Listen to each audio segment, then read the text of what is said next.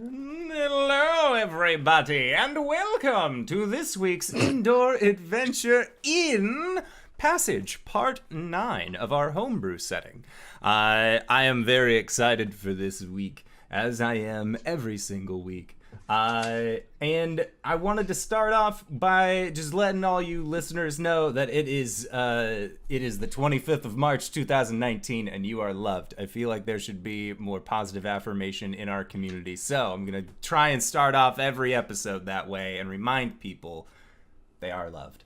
So, hey guys, how's it going? Let us get into other things that you can find us with. So, if you would like to go to podbean.com, Indoor Adventures through there, you can find our audio cast. If you go to anchor.fm, you can find a link to our podcast on all sorts of platforms, such as Stitcher, Overcast, Google Play, iTunes, Spoofy, aka the Spotify. You can find us on all sorts of those places.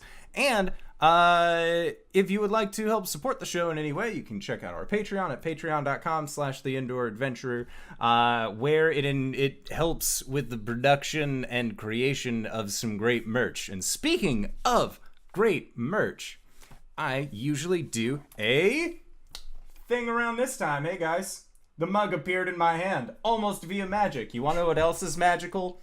Merch madness through Streamlabs store. You get an additional 10% off when ordering merch. So if you want to get a mug like this, maybe a t-shirt that has Blake's scars on it. I would show the back, but apparently we can't show the first one's back, so we're just kind of going with it for this one. But you can get an additional 10% off the store, where we also introduced our mugshots line for our Tuesday night game, where if you would like to buy a taller mug, a 15-ounce mug, a bigger, better, battler mug, then you can go there and find it with that, as well as get a mug that maybe has the face of your favorite Tuesday night character, including characters such as Ghost, Hubris, Kronk, and Wolf. That's actually all of them. So if you want to go and check out that, you totally can. There's new merch in the store. So with that in mind, all right. That's all I needed. I needed some water. So guys, would you like to introduce who you are playing as tonight for our audiocast viewers? No. Hey everybody, I'm RJ here on the show, and you can catch me as Caelum, the Shadowkai cleric. Hi, I'm LB, and I'm playing Gwen, the halfling barbarian. I'm Cyber. I play Blake. Hi. I'm Wings, also known as Danae, and I'm playing Coriander, the Eladrin Paladin. Yes. So, last we left off, you guys had been stranded on a beach episode, of all places, on a deserted island that was previously home to a sea hag named Vilda. You guys dealt with the hag, but in doing so, your boat that was previously a troll had turned into a kind of petrified coral and started sinking, no longer being able to be used as a ship. You guys pulled that over to the shore, where you then spent the night kind of figuring out what your plans were for the coming next set of days. Caelum was able to focus and figure out the what exactly this staff was that Vilda had been using, and found out that it was not actually used in the creation of these blights, but was more of an odd means of persuading them and convincing them, not necessarily a direct control.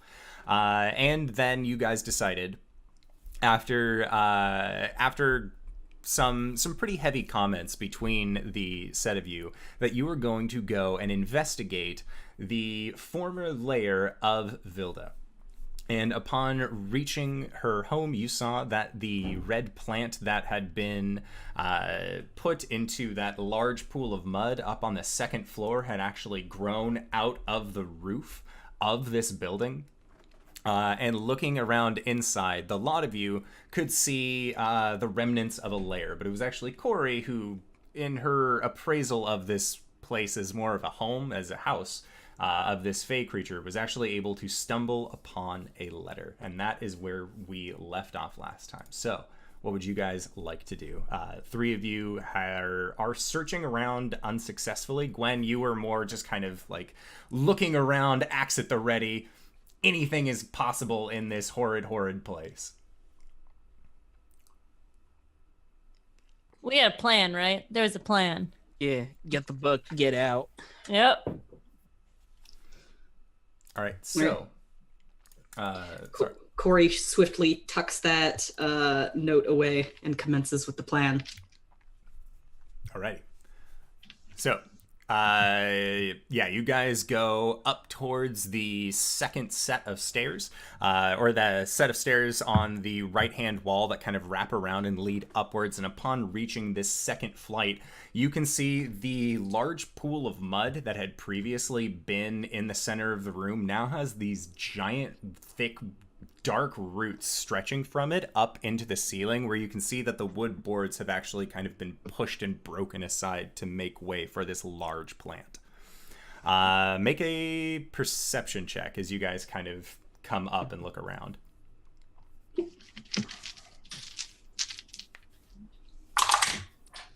16. 11. Oh, that was almost a natural 20. 19. 19. Okay. So, you guys all see that the plants itself have kind of pushed away the table that had this little research set up onto it off to the side. And looking around, you can see that there is another table that's been set up. This one, it looks like it had maybe about it has two chairs next to it, signifying that maybe there was somebody who possibly ate dinner here, or it was just used commonly as a footstool. And you also see that there are two large beds that are raised up out of the ground that are like planter beds, not sleeping beds, to make that point a little bit clearer.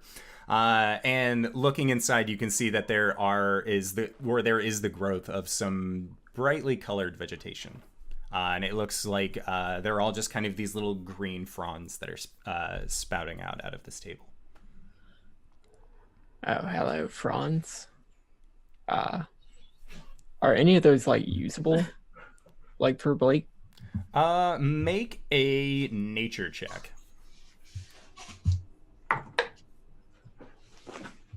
3. You think that these are perhaps a little bit too short, and just grinding them up really wouldn't be worth the amount of time.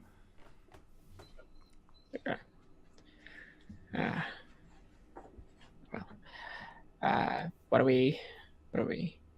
What's the book? Galen's gonna, with the staff in hand, peek his head in, look for the book. Okay. So make what was your perception check? 16. Okay, so with a 16, you can see that there is a overturned table in the eastern part of the room, and it looks like there are a few glass beakers and vials that had kind of fallen onto the ground and broken, as well as a few clay pots. And you see that there is a book that is just kind of splayed out. Its ends are kind of sticking out, so it's face down, and you know that that's very stressful on the spine of the book. And then looking around on the western corner of this room as well, you also see that there is what appears to be a small wooden shelf that actually has several books tucked away inside of it. I'm just gonna motion for everyone to just stay back. Steps into the room gingerly. Okay. Gwen is not going to stay back. Yeah, Coriander doesn't stay back either. Blake will stay back, but have his crossbow trained on Caelum and anything else that might pop out at him. Yep, Coriander's just shadowing Caelum with Okay. her sword out. All right, so Caelum, you tell all your friends to stay back, and in a Scooby-Doo-like fashion, they all just pop out behind you, except for Blake, who seems to be doing that thing that you asked him to. Okay. We're going to Scooby-Doo. Scooby-Doo creep. We're just stepping into each other's footprints. Yeah, so are you going to the bookshelf or are you going to the overturned book? Overturned book first. Okay. So as you pick it up and start looking into it, you actually see that this book that you had been looking through previously, as you kind of flip through it, you realize that it is broken sporadically throughout the contents of this book. It looks like there are parts of it that are in common, and then there are other parts that are written in a language that you don't necessarily understand. You've kind of recognized some of the patterns of it, but overall, you aren't really sure what language this is. Okay. Quietly snaps it shut, puts it in his bag. Bookshelf. Walks over to the bookshelf. Okay. Yeah, so looking at the bookshelf, there is one book that is more of a reddish color, and it seems to be very wide, possibly around the 600, 700 page size. It is a very thick book.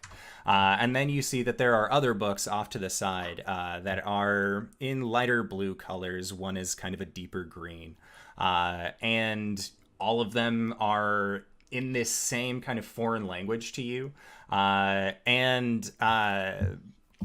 As you open up and start looking through this large red book, inside of it, you can actually see that in just the tiniest possible handwriting, layered repeatedly across every possible plane surface amongst this book, are just tiny little characters. And then not like drawn out caricatures, but small little iconographical text. Like annotations, basically. Yeah. A very long, drawn-out sigh as he scoops as many as he can into his arms. Okay. And Gwen, because you followed next to Caelum, as he is looking at these books and kind of picking them up, you are able to actually read the titles of these books as you recognize this language as Giant. Ooh, anything interesting? So the large red book that Caelum is picking up is entitled A Day in the Life of a Rask.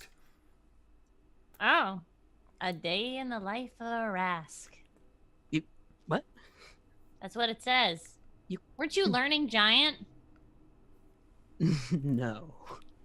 Oh, that's what it says. These are in Giant.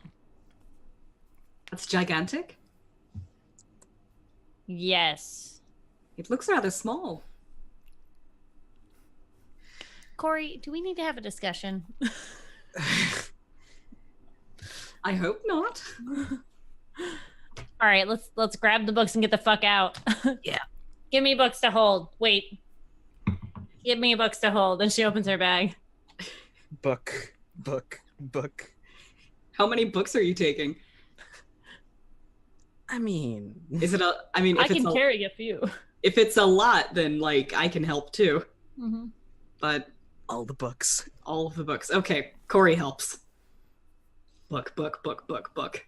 This one's on cooking like fish. I don't know if we need this one. I mean, maybe we do since we're stuck on this island, but We might need this one. yeah, put it in there.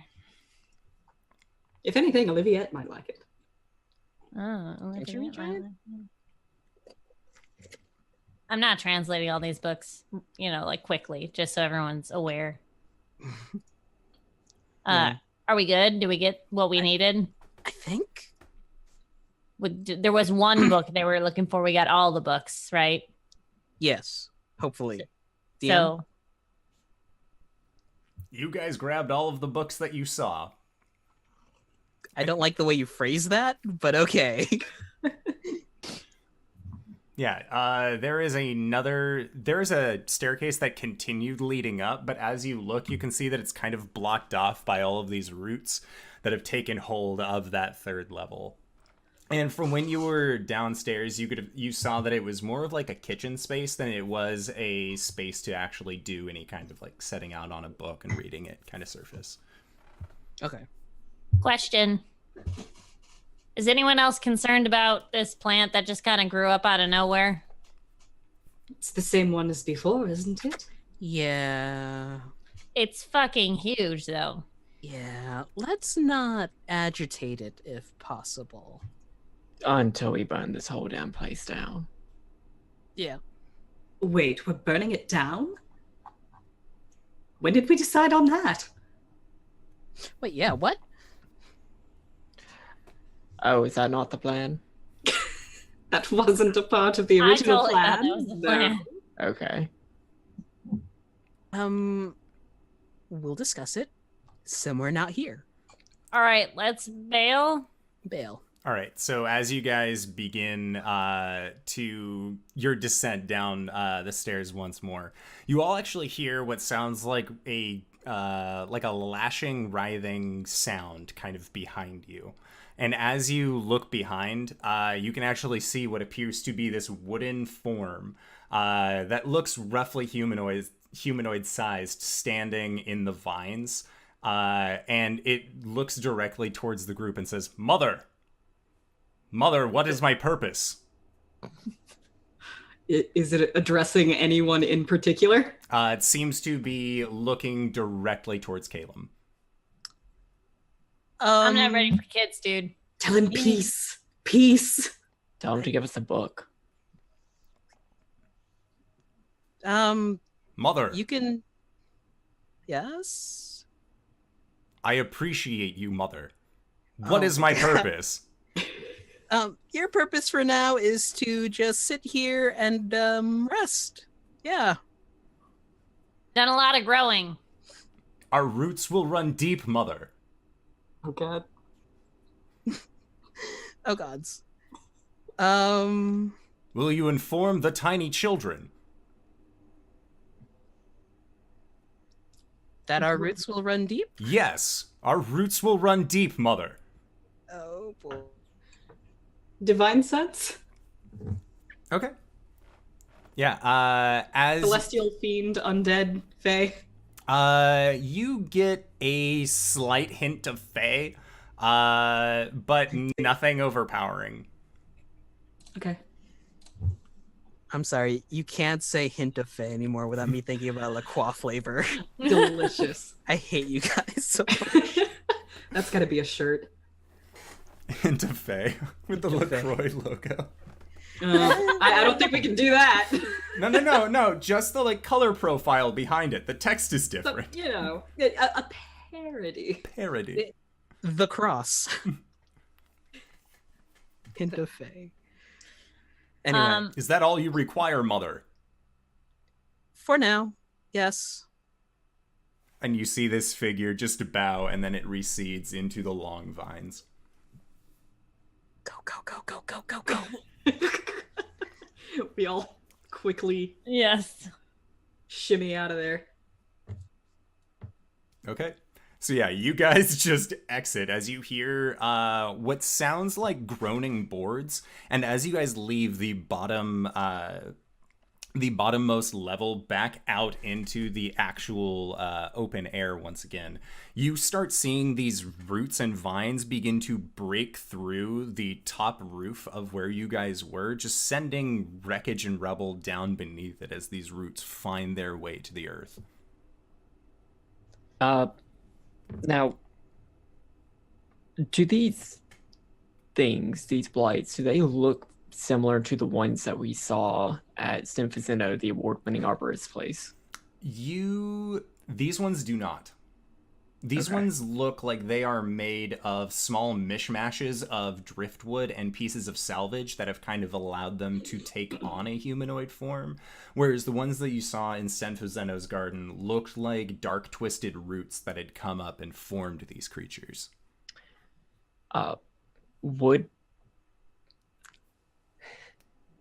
Cori get the same sense that these might have been made by something similar to the Dark Star, or Blight sense, Particularly basically. since I divine sensed it. You do not. This is more organic. Okay. As we're bumbling down the stairs, Cori's going to be like over her shoulder to Blake, just hiss, "We are not burning down this place." If that thing is part of the Dark Star, don't you think we need to deal with it? It's not part of the Dark Star. How sure are you? Absolutely. All right. In the Feywild, there are just as many just like him. That's a person.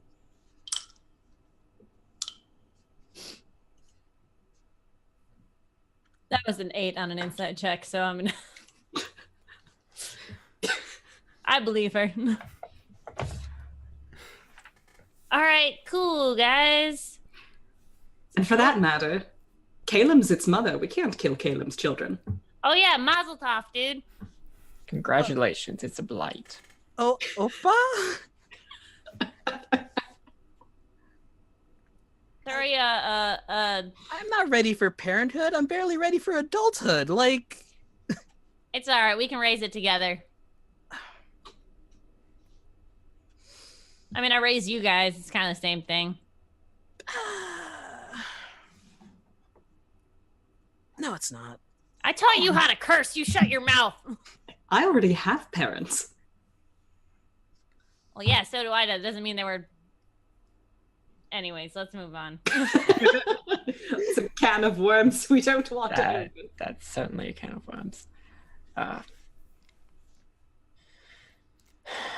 So we build a boat now?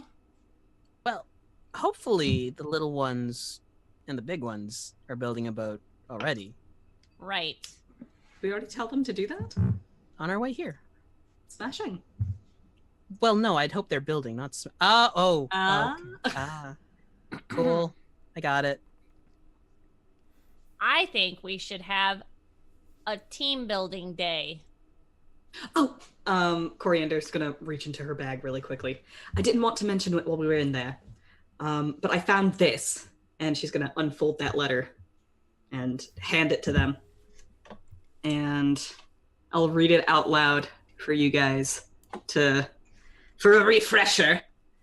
It says, "Dearest daughter, with the twin calamities soon upon us, it is more important than ever before that we harness our power, one over the other, powers unimaginable, but if able to be controlled, could mean the ability to reshape the realms. The gift I sent you earlier is but an imitation of the power at our fingertips, if you would only look but up. When you are ready, come find me. I know how much your plants hate the cold. Mother Eldest." How many calamities were there? It says twin calamities. Now, I already know of 2 calamities, so if that's the ones they're talking about, then we're pretty ahead of the game. Which calamities? The Dark Star Uh-huh. and coming winter. Okay. Oh. Oh, shit. It Shit. It says, "Look but up," and I think that must mean the Dark Star. And it says, "I know how much your plants hate the cold," and I think that must be the winter. Or location-wise, north is cold. Yeah, it's still Perhaps. pretty chilly here. I don't know for sure. Did we talk to Arask about this? Probably. Probably should, yes. I mean, we already need to drop off the staff. This And- might be a thing we should bring up with Agatha. Right. Right. You know, we might have to kill her, you know. Oh, yes, certainly. Okay, good. Well, I mean, I'm prepared for that. Okay, Blake just, what? good. Well, she has Cybra. There's a big difference. Yeah, that's what I meant, too.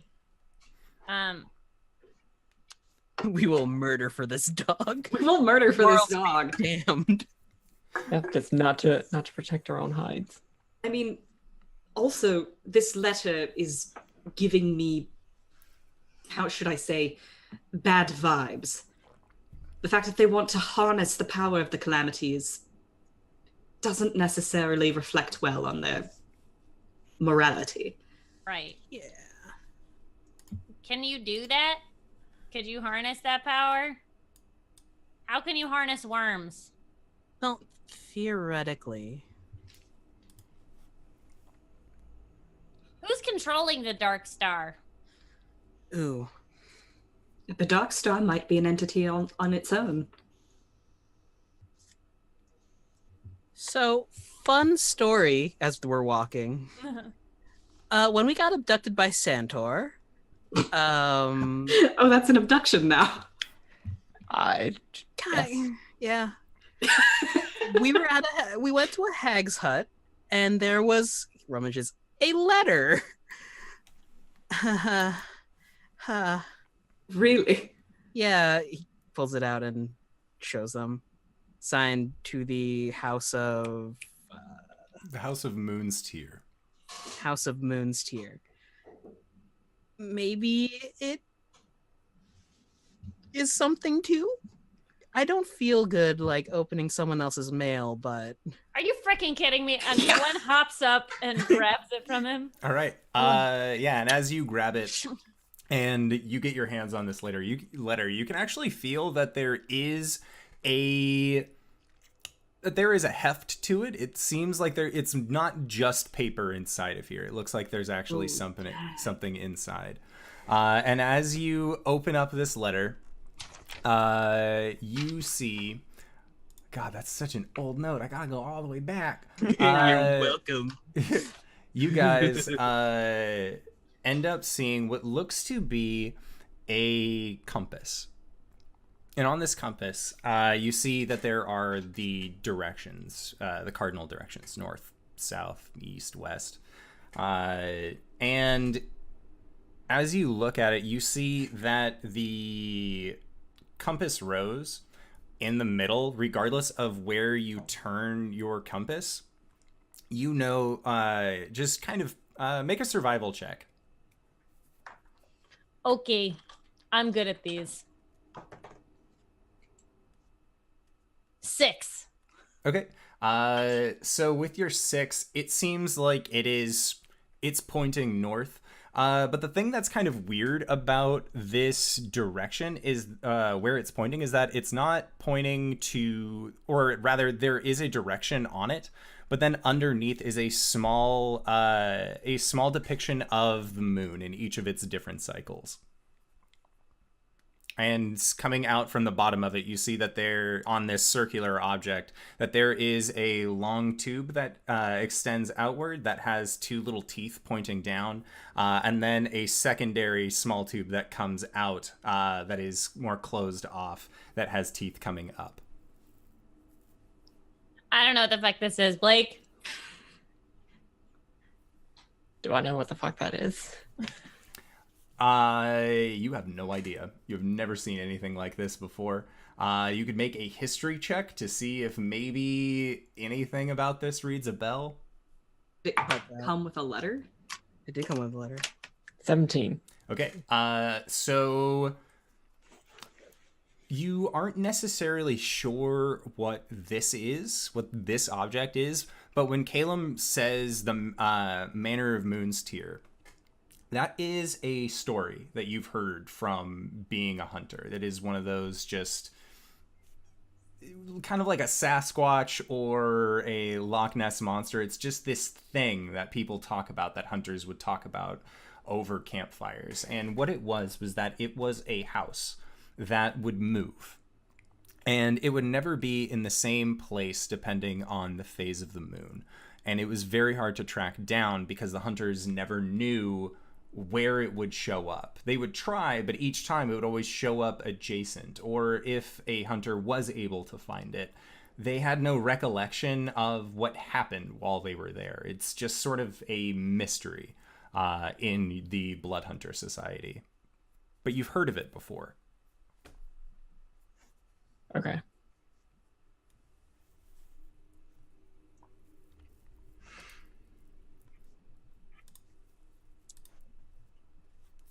Yeah, what is it? I mean, I don't know. The moon's Moonsteer Mansion? The Is that Manor it? of Moon's Tear. Manor of Moonsteers is like, I don't know, it's like a story. It's a compass. Blake, make a survival check.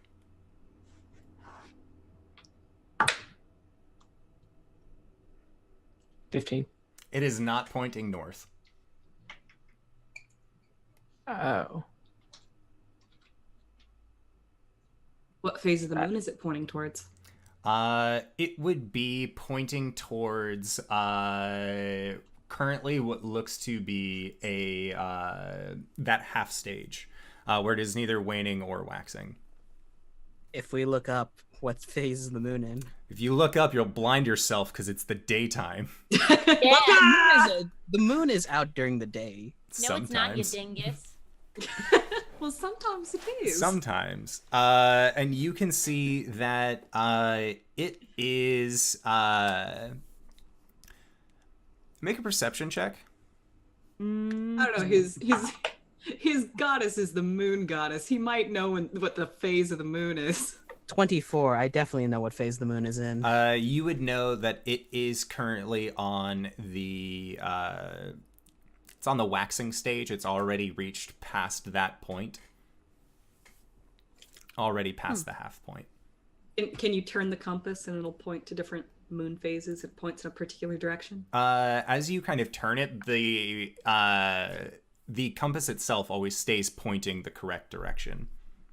Okay. Or not correct, but pointing in a steady direction as you turn this thing in your hand, until eventually you line up the.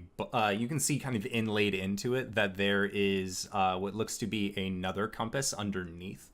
And as you kind of maneuver it and kind of tilt it around, you can see that eventually it lines up where the compass points straight with the bottom of it heading out towards the longer tubes that are at the bottom. And this thing is maybe not even 6 inches long. Huh. Do both compasses point in different directions or the Both same compasses, direction? when lined up, in this case, as you line them up, you see that at this point it is at the 3/4 waning moon, almost to a new moon, is where it points to. Huh. So, I mean, if we figured that out, maybe it might lead to the Moonsteer Manor of Moonsteer. yeah, but it doesn't really indicate how far it is. We could be No. walking halfway across the country. I mean, if we keep like moving around, we can try to like triangulate it. But I mean, I kind of feel like all this Dark Star stuff is a little bit more. Pressing. Pertinent. We need I to do wonder that. if we send it Is to there Dad. a letter?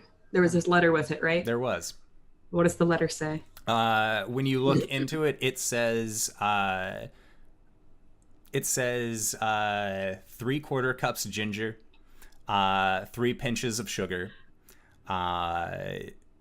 2 cups of flour, 1 stick of butter. It's a cake recipe. Is it signed was- off by anybody? Terrible. Nope. This is a recipe. Well, For the disaster. hag's shorthand was written in baking terms, so maybe I Oh. could try to translate it. So like a code. Yeah. Can you read this? Can you figure it out? It'll take me some time. I don't have a cipher. Interesting. This is all very perplexing. Yes, fascinating. Cori's like, got like the letter in one hand and the compass in the other, which she keeps on like flipping back and forth to look at the two different sides. I've never seen anything like this. Yeah, well, what if we send the compass over to your dad? Do you think that would be a good idea? I mean, he would be absolutely fascinated by this. I just don't want to step on your toes or anything. You're kind of our go-to man for brain stuff. There's some times that you need to outsource. Based off the stories that I heard, would the manor have only appeared on the material plane? From your hunters never really traveled into the other planes. very much. But So they as still far- had stories about it. Yeah, they had stories of it. They had traded with other Fae and heard stories of that same kind of transfer. Sorry. I can't help but think like sending this to her dad is just like, Daddy, this puzzle's too hard. Do my homework for me, Daddy. Daddy, he was Oh, mean no. to me, Daddy. I will kill him. what? The person that was mean. Sorry, that's like a conversation for like 10 years in the future. Sorry. I was 11. So, shady. So- as you guys continue, and did you take a little aside to kind of discuss what you had found the two different letters be from these hags, that kind of thing? Walk and talk. We have an hour travel. That's yeah, fair. we're kind of walking and talking. All right, so when you guys are about 20 minutes or so away from the beach, make a perception check. Oh god, it's like some Noah's Ark bullshit. 16 again. 17. Natural 20! Natural 20. Nice! Both of us? Girl power. Yes. At the same time. Bye today. Oh. Yay. Well, Bwomp, bwomp, bwomp, bwomp. So, yes, as you guys are walking through the woods, it starts... The ground beneath you starts to get tougher and starts to get kind of harder to walk on. And as you all look down, you can see that it's almost like there's a layer of bark dust that has kind of been spread over the forest floor, but it's not very thick. It is very sporadically in just these smaller chunks. And Gwen, you and Cori, as you guys are walking along, you both look down and you see the same piece of this wood that's kind of been turned up in the chunks that are surrounding the area, and you can see a familiar rune that was marked on one of these smaller creatures. No. oh no! Oh God, Blake. All right, Caelum, cover your eyes. Cover your eyes. Wait, Wings is completely oblivious. What's going on? What are the terrible implications that are going made right a over my boat. head? They made a For boat. themselves? Oh no! Oh no. That's amazing. That's horrifying. That's intriguing. Well, we just had one boat that was made out of something, and now we have another boat that's made out of something. Maybe Agatha would be willing to accept this. What does the boat look like?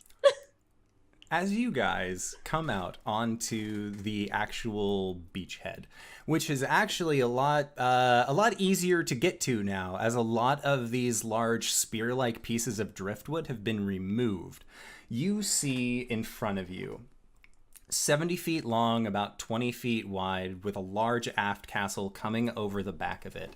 This large, dark wooden ship. And on the right side, you can see the humanoid figure of one of the tree blights, his arms extended out, his lower half kind of branching around to create the whole of the boat. His hand extending out, and his left hand reaches, and you see that it begins to intertwine with another arm. And as you look towards the prow spear, you can see proudly one of these other tree blights with its arms extended back, its head kind of tilted down with this more elongated jaw.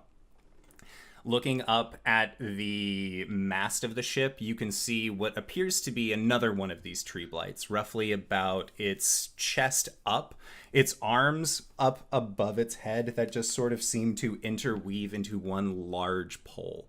And from those poles, you can see then what look to be, again, just very dark wood laid out with a sail that is made out of just kelp and seagrass and others of these just kind of wet materials that had been found along the beach.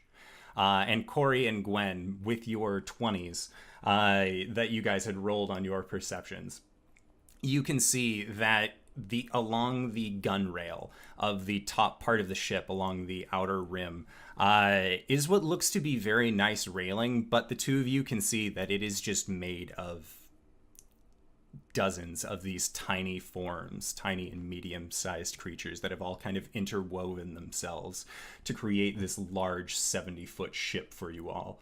And Gwen and Cori, you both also see, looking around the beach, taking in the things that the people that these Blights had taken to create this ship.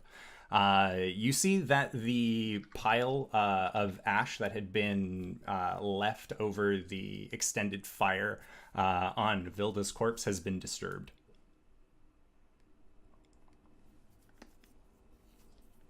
This is the best boat fucking ever. You hear a small thump as Caelum has fallen over. They made a pleasure cruiser. Now, whenever you say that the pyre was disturbed, are there hag bones there? Because I better be seeing hag bones, but there. As make an investigation check. 21. There are no hag bones in the ash pile. God, fucking damn it! Burn the ship to kill the captain. I want to go on the boat. Cori, let's go on the boat. Okay, let's go on the boat. But Hold on. Do you think it's all right, Caelum? Y'all stay here. I'm checking this fucking boat out. Okay. Gwen follows him.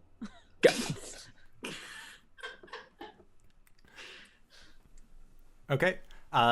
So yeah, as you go, I'm looking for hag. Okay. Good for hag. I'm hunting a fae. Okay. Even though this one was reskinned. Okay. I'm looking for a fae. It's a fae. Sounds We all agree good. that it's a She's the fae. thing on the bow. On the prow sphere. Yeah. As you look, it looks like the body of this large tree blight. Its arms extended back, its head down in reverence almost. Dude, we have to name this boat. Oh my god. Think of some wood puns as she's running forward with like The macabre mahogany. Ooh, mahogany macabre. I like that even better. they're driftwood, not mahogany. That's actually right. So I am investigating this boat for hag. Okay. So how is the ability outlined in the on your player's So the Hunter's Bane says that I have advantage on survival checks to track and intelligence checks to recall information about Fey Fiends and Undead. And if I'm tracking these types one at a time, I cannot be surprised by them. Okay. So if I guess this wouldn't be tracking this Fey, but... Okay. Yeah, so as you do a bunch of like quick turns to make sure that like none of these uncanny valley wooden faces are looking at you, that are still found kind of littered around the ship. You can see that each of them do have these runes that are kind of marked into its head. And Gwen, as you follow Blake, you're able to actually read the runes that have been outlined as they were put down in Giant. And along the tiny forms, you actually see that it's the rune for child. oh, that's dark. I'm not gonna share that. And then the larger ones, not the tree blight size, but the the medium-sized ones, those all have adult written on it. And then the taller ones have elder. That seems to be carved into their head. Okay. Blake, you make a perception check as you continue to look around, and you can as well, Gwen.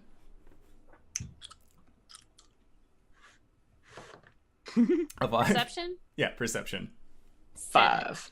Okay, yeah, you guys do not notice anything. Cori and Caelum, while your two friends are looking around this boat, what are the two of you doing?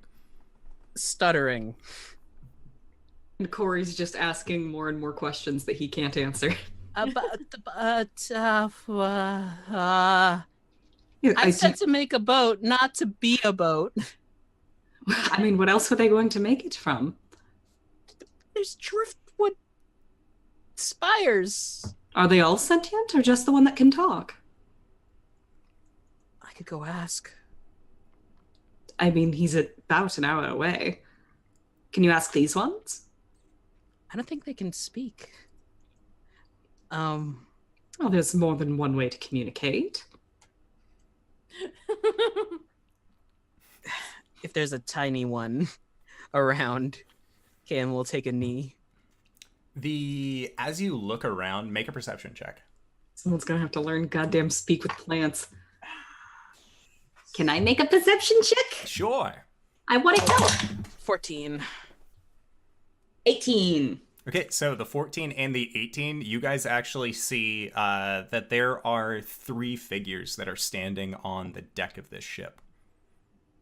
And they look to be creatures made entirely out of vine. And they are all just looking down, watching as Blake and Gwen circle around the base of the ship. Gonna wave up at them. And the 3 of them all turn in unison towards you. And you can see that it isn't a humanoid style turn. It seems like their center of mass more just shifts. So if they had right and left hands, you would see that their thumb kind of just siphons over to the left side as their body just flips. Do their eyes go like through their head or do they go around their head? Their eyes actually do, it's more of like a going through kind of thing in that it closes on one side and then on the other you actually just see it separate to form what would be eye holes. Right, they just kind of turn themselves outside in and then inside out again. Because they're made entirely of roots. Nice. Yay. Come on, Blake, let's go up. Yippee. You know what we could call it? What? The next generation. I don't understand that reference. They're children. Okay. Caleb's the dad. Okay. Okay, never mind. I thought it was funny. So did Wings. But Coriander doesn't get that reference, so... No one does. There's no such thing as Star Trek in this world. Starjammer? Possibly know that. Maybe there will be. Who knows? Tune in Alright. next week. So we're going up to the deck. Yeah. Okay. Blighty McBlighty face. You actually don't see a easy way to get onto the deck of this ship. But All right. as you kind of look around, you look up and you see that there are those 3 figures that kind of just loom over. Oh, that's terrifying. Hi. Sep twigs. It doesn't really work. Throw me up. Blake, throw me up. I will try to throw Gwen up. Why'd you say it like that? What? Because he's hesitant. Okay. Like, is there a place that I could throw Gwen up through, or am I just like yeeting her through the ceiling? You are more onto the deck, dude? onto the deck of the We're ship. below deck. No, we're not on the boat yet. Yeah, you guys Oh. had been walking around the outside because there wasn't a clear way to get up. Oh, okay. Caelum, perhaps you should ask permission to board. Yeah. Callum starts walking over. Hi. Can we get up, please? And you see them extend their vine arms down and just wrap around you, Caelum, and then lift you up off of the ground and then set you onto the deck of the ship. Hello. Oh, get me up there. And Corey will then face step. they just look at you. They tilt their heads a little bit. Oof, next to Caelum. Do you understand what I'm saying? She Flowers. Yeah. Poof. Slight scent of cherry blossoms. I pose them a question. Do you understand what I'm saying? And they just continue to look at you. I'll throw Gwen up. Okay, make Do they a... all look identical? They do. Make an athletics check. 13. That's enough. Gwen doesn't weigh a whole lot. Yeah. So you manage to pop her up onto the deck of the ship. Ow! Could you help my friend up? Pointing back down at Blake. And the three of them just turn and extend their vines down towards you, Blake. Oh god, this is very uncomfortable. They wrap you up in their vines and then steadily lift you up off of the ground and then bring you onto the deck, set you down again. That was a bad touch. That was a bad touch. Sorry. So, I guess they're the crew. Cool. Tell them to take us home. Do they have Tell names? them to get the other boat. Oh, so there's another boat over there somewhere. It's kind of important to us. Could you somehow attach it to the side of this one, Make a persuasion check. please? At advantage, since you said please. 12. Okay. Yeah, so the three of them just standing looking at you. You watch as their bodies just kind of turn into a series of vines and sink into the base of the ship. And then you watch as the vines creep down along the side back to ground level and then reform into these three figures that begin making their way over towards your previously petrified ship. That is so unsettling. Cool. Cool. Are we leaving immediately? I mean, yeah, why not? Unless you guys want to, we have the whole beach to ourselves. We don't have to worry about the Blights anymore. Yeah, but I'm kind of concerned that there's no body of the hag left. Oh, that's right. We should probably look for that. I'm gonna walk over to one of the railings, and I'm gonna say, "Where's the hag? Are they dead? You get no response from these things. Oh god. Caelum, do they have names? They don't seem to talk, except for the other. Yeah, that's what. Should we take him with us? The big one? All of them? Well, the one in the. I think this is all of them. The one that Question. talks. Well, question. Do you think you can control them without that staff? I don't think he does. I think that he just asks nicely. And I the think he staff controls them. makes mean- them listen to him. They, from what I can tell from the staff, they don't see me as an enemy while I have this. Right. What So- happens whenever we don't have the staff any longer? Well, that's the thing. If we have the staff, we can take Vine Boy over to Arask and drop him off as well. Or we could just tell him where it is, and he could just bomb this whole place. I mean, we really haven't seen any other animals here, right? I mean, but it's sentient. We killed its mother, dude. Technically, I'm its mother Caelum now. is his mother. Do you want this responsibility, Caelum? The better question is, do we want to turn down this opportunity? We are trying to start up a business. This is a free boat. This is free workers. So long as we have that staff and we are giving that staff up Hmm, in order to get the house to start that business. that is true. I suppose it becomes Arask's. Arask?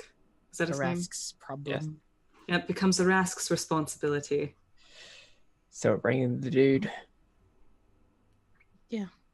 Nah, just leave him here. I don't want to Why? deal with that shit on the boat. He'll listen as long as I have the staff. All right, so it's going to be another hour to go there, another hour to get back. Ugh. That's Well, 2 in the hours meantime, that this look- missing hag could become Yes. a problem. Well, In the meantime, we could be looking for the missing hag. If one of us goes and tries to get him without that staff, the other ones of us are going to get attacked. We're not splitting up, guys. As much as I hate to have to go back there, we're not splitting up. Remember what happened last time we split up? Cori? I can Alright, wait to we bring won't him s- on. We won't split up. Yeah, I can wait to bring him on so we can look for the hag. All right, here, Haggy Hag. She's gonna start going under the deck.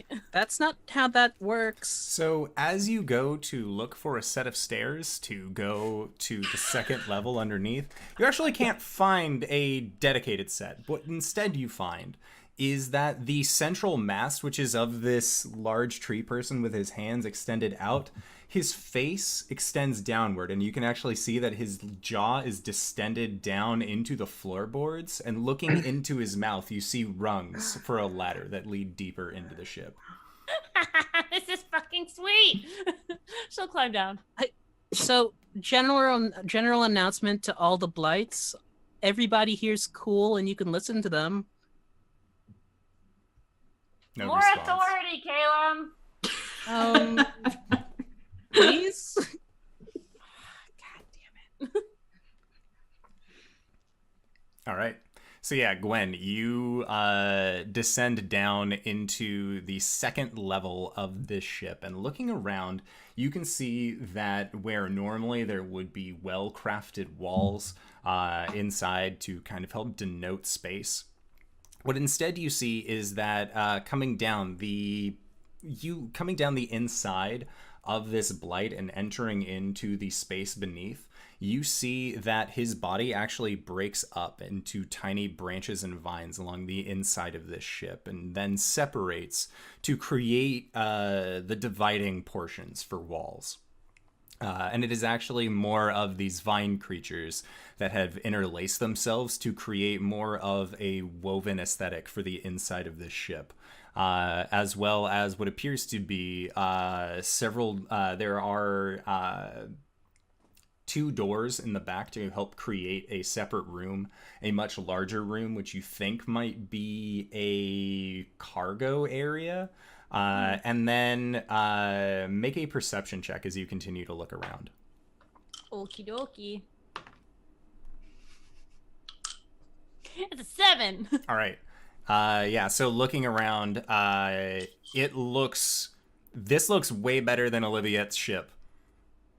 Like, Oh shit. like it looks sturdy. It's a little weird because again, you can see that there are bits and pieces of these wood figures that have been scattered around to help create a sturdy ground beneath your feet.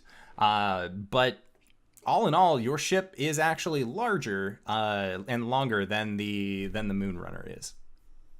The ship is badass.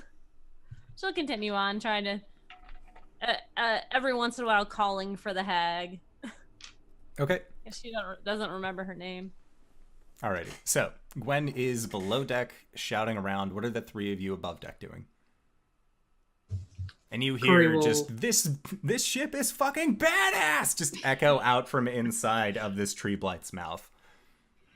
Cori will go over to the gun rail and kind of lean on it, looking at the ash pile, and be like, "It doesn't make any sense. I burned her." All right. Oh. Make a perception check while you lean up against the gun rail. 17. Okay. As you are wondering to yourself, you look down at the gun rail and you see what almost looks like a face kind of peeking up back at you. As the railing itself, in the same way that the large tree blights had interwoven their hands to create the outside of the hull, it seems like the smaller twig blights actually did the same process to have their arms come together to form the railing for the gun rail. She's going to kind of look down at that face and be like, "Did you do anything about this?" Just looks back at you with a vacant expression. Yeah, no response. She'll turn around. "Perhaps we should speak with the Vine Man. He seems to be the only one of these things that can talk, and he might know what happened to the hag."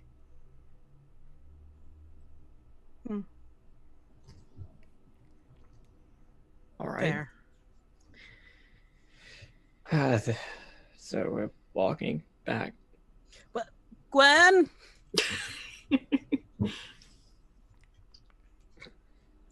Yeah, you hear him. No problem.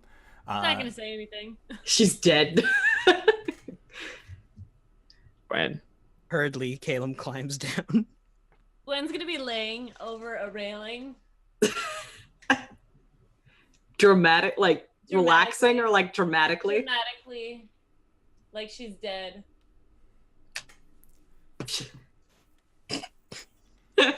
Caelum runs over and then puts 2 fingers up to her neck. Caelum, Yeah? I've been cursed. The hag. She's cursed me. Blake? What? The only thing that will save me Blake's running down. is true love's kiss. Caelum and Blake, make perception checks. Blake, you will have advantage because this is technically a fae thing. 10. 20. Okay. So Caelum, you are. Perception check or a performance check? He's choosing to believe you, it seems like. So Blake, as you come down the stairs, and you see that Caelum has Gwen in his arms, Caelum, are you giving her true love's kiss? Like, I don't have these kind of,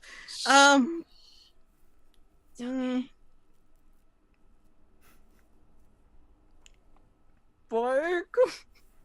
Blake, you see as this is happening and Gwen is just having herself a time, that on the wall, opposite from where they are, much in the same way that the Blights have all had their arms kind of prostrated up, you see what looks to be a more feminine humanoid shape on the wall.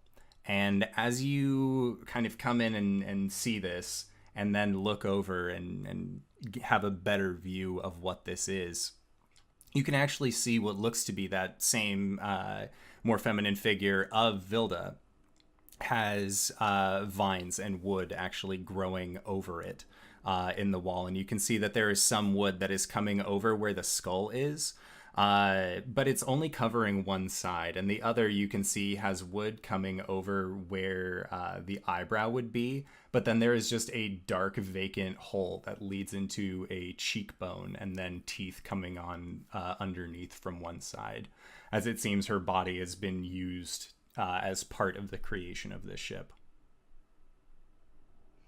Well, I feel a lot better about this now. Oh, wait, Caelum's what's like going on here? In. Okay. What are y'all doing? One's been cursed, and she says true love's kiss. Well, Well, I mean, the hag is here, but I don't think she's in the state to curse anybody. what? Yeah, like, Gwen look, just cackles. that is terrifying, and please don't do that. Sorry. Caelum turns red, stands, turns, walks away.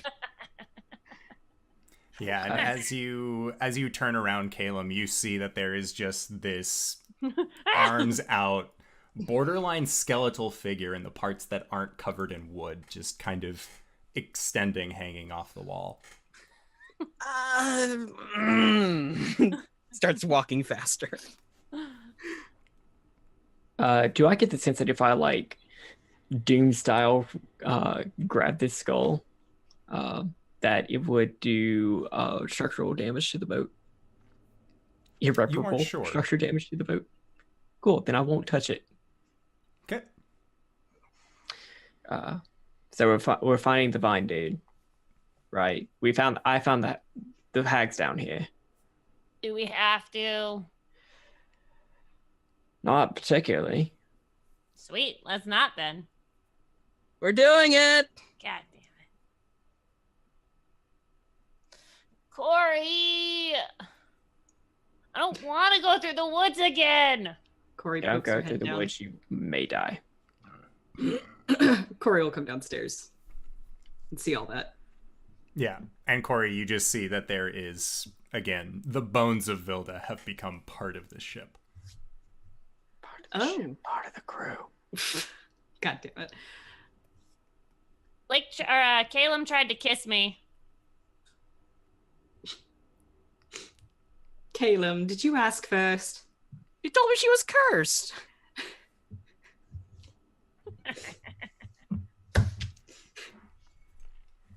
Gwen, that's lying. Yeah, but it's fun. And if anyone's supposed to be giving you love's first kiss, then it should be Blake. Wait, what? Wait, what? Shame on all of you.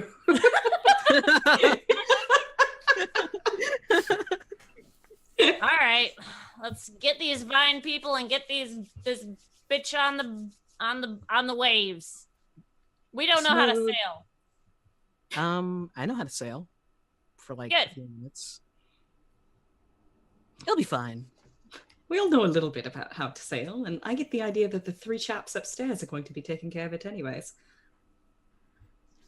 Sweet.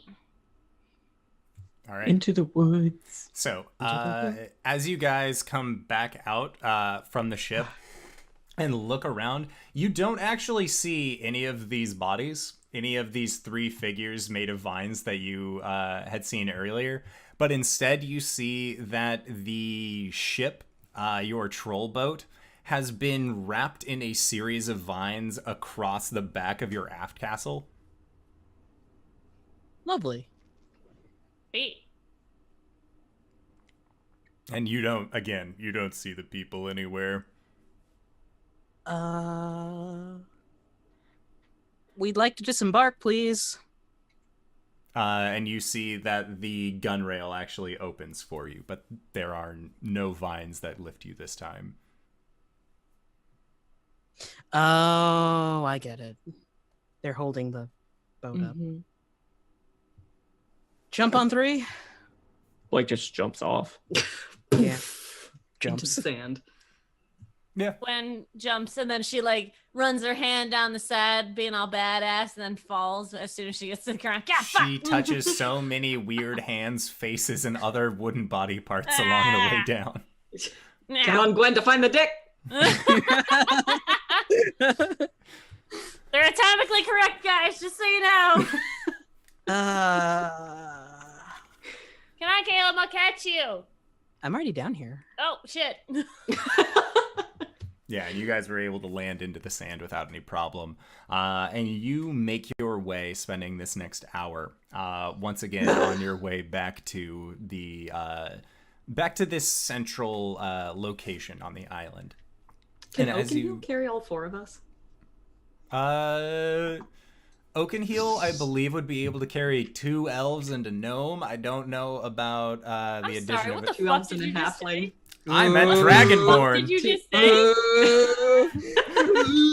I meant halfling. It has been a Indoors in while. trouble. I am. Listen here. No, you listen here. At this point, it's almost like it's on purpose. Mm. Whoops. I mean, that's fine. Blake's just gonna walk anyway. All right, we go there. All right. So you guys make it to this large area without any real problem. And looking at it this time, the house that you guys had seen previously is almost entirely vines now. It seems like a lot of these just large, a lot of these thicker white vines have kind of just wrapped around the outer area of this otherwise wooden structure. And you see, looking into what was an open door, is now just thick with these vines. Hello? Knock, knock. Mother's home? Mother, you have returned as Oh, a God. large figure. As this humanoid figure kind of like works its way out of the vines. And you can see that this figure has actually taken on a more feminine shape. Not voice. Not voice. Hi. Welcome back, Mother. I have taken a form that I felt would be fitting for you. Oh God. Oh God. Has a name. Sorry, did I happen to name you before Before what, Mother? I left? No. No name was received. Ah, okay. Vinny. We'll name you later. Vinny. My name is later, and it No, shall be no. remembered. Wait, no. It's Forget too that. late now, Later. Caelum. Let's mosey on out of here. We're How leaving does the one island. mosey? Mother, do my roots please you? They have gone deep into the earth as you requested. I'm going to punch Gwen in the shoulder. Deep Oh. into the earth. For what purpose? Yeah. Why again? Remind me. It's been a very long time, and Mother is very forgetful. Mother, you told me my roots must go deep. How deep? Mother did not specify. I think you've gone deep enough, dude. How? Well, it's probably in the notes somewhere. But for what purpose? Nutrients. Are you a friend of Mother? Yes, these are all my friends. Cori, I'm Auntie Gwen. Aunt Gwen. Don't listen to Aunt Gwen. Rude.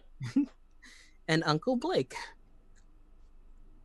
And what of this one, Mother? And he points towards Cori. Call me Cori. Cori. Auntie Gwen. Uncle Blake. I have had my roots go deep in order to gather nutrients from the soil. You What full, buddy? purpose? Well, One can never be full. Soon I shall be the voice of the forest. What Valid. does that entail? It entails pollination, Uncle Blake. God. well, I must spread my seed across the winds, like all other plants before me. Well, I've certainly heard that before. me too. Damn human bards. All right, dude. You're cool. I'm sorry glad to ask you came this. back for him. Caelum, do I need to take care of the flower? I'm What sorry. of- Can I what just? of other creatures later? I'm sorry, what? What of other creatures? What other creatures? The forest. There are other creatures in the world. Then we shall protect them under the boughs. All right, that's pretty good. Ah. Oh, Well, we're leaving soon, and I know you've just. Will you rooted yourself- return, Mother? Well, I was wondering if you would like to come with us. My roots have grown too deep, Mother. He's gone too deep, dude. I punched Gwen in the shoulder again. I mean, that's just what happens. You plant roots in a small town, you can never leave. Oh. Do you have means of carrying my many vines, Mother? And the figure motions back to the large tree filled with roots. Well, it seems like this is your home now. Question. How big are you going to get? I do not know, Auntie Gwen. How big do you want to get? I bet you can get real big. I wish to cover all. All of what? The island? I The don't plane? know. It is a mystery what I must cover. But my genes tell me that I must cover. Me too, buddy. Me too. Sorry. Well, how about this? For now, you can go to sleep until I come back, and then we'll revisit the idea. I will rest, Mother. On your recommendation. Don't get any bigger. If possible, enter like a state of hibernation until you wish I for return, me to sleep deeply, Mother. and I will come and wake you. The figure bows and says, "Upon your return." Bye later. I mean, later. Don't you mean see you later? Come on, man. You can indeed. I have gained this form. Is it pleasing, mother? Looking hot. Thank you, Auntie Gwen. They grew up so fast. Hey, you need to tell him not to grow any bigger because you told him not to listen to me or her. I told later to just hibernate for now. Lady, and do then- you have any preferred pronouns? I am a plant. Cool. All right, They then. I am Got both. Any. But what are your preferred pronouns? Friend or later. Excellent. Excellent. Solid. Very well. Cool. Laters. Yes. Sleep well? May I get a kiss on the forehead? Good night, mother. God damn. Oh, Caelum walks up, tiptoes, Figure bends Wow. down, just like a smooch on the forehead. and the figure just kind of straightens up a little bit. I look forward to your return, mother. And then just begins to recede back into the vines. Homer Simpson gif into the hedge. Yep.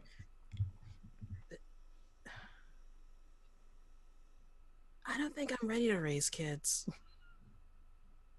You That's might all not right. have Just to. have I'm getting a feeling as soon as Arask gets the staff, then he gets to be mother.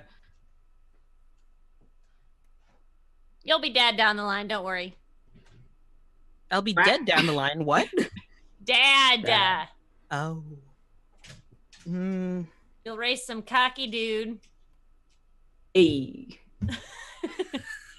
It'll be great. And you'll do it alone because Cori's not a stay-at-home mom. I'm confused. I mean, what? What? Check out the 4 Kids mini adventure. May or may not be an alternate universe. We have yet to see. Who Depends on who dies tonight. Yeah. Oh, well, okay. Huh? That's right. Freaking Stephen keeps on threatening to kill someone tonight.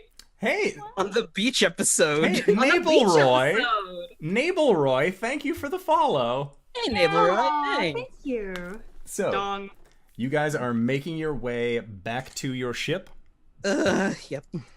All right, so you spend another hour making your way, and at this point, it is already in the early afternoon. So, as you Cori guys, will go back to summer form.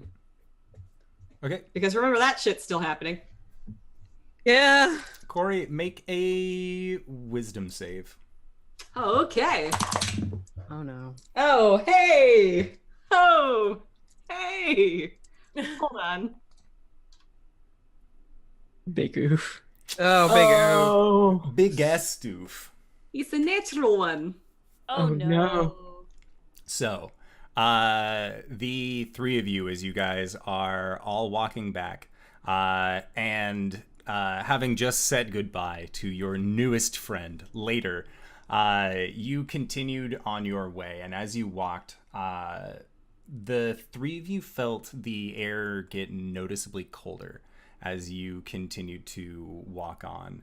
And from the progression that Cori had been having into her winter form, her hair was already mostly this icy white kind of coming up to the back of her head.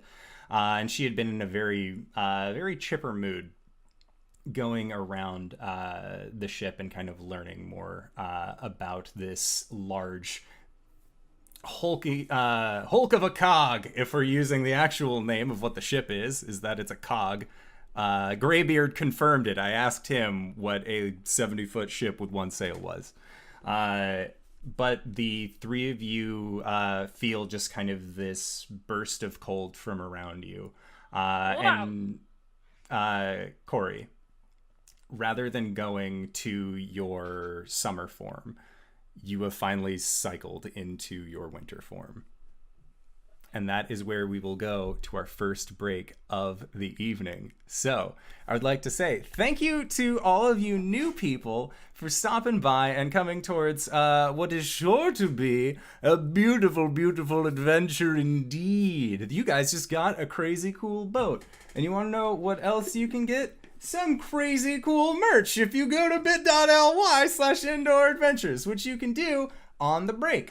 We are going to try and be back in 5 to 10 minutes, so don't go no place unless it is to grab a food, grab a drink, grab a friend, or who knows, maybe leave us a review on any of your preferred audio cast places, though I can read them and find out how we're doing, because I like knowing what you guys think of the campaign as well. And Cyrewolf just posted in chat, but if you use the code MERCHMADNESS at the checkout for Streamlabs store, then you get an additional 10% off of our merch, which is totally cool. But we will see you guys 5 to 10 minutes. So we'll see you soon. All right, everybody.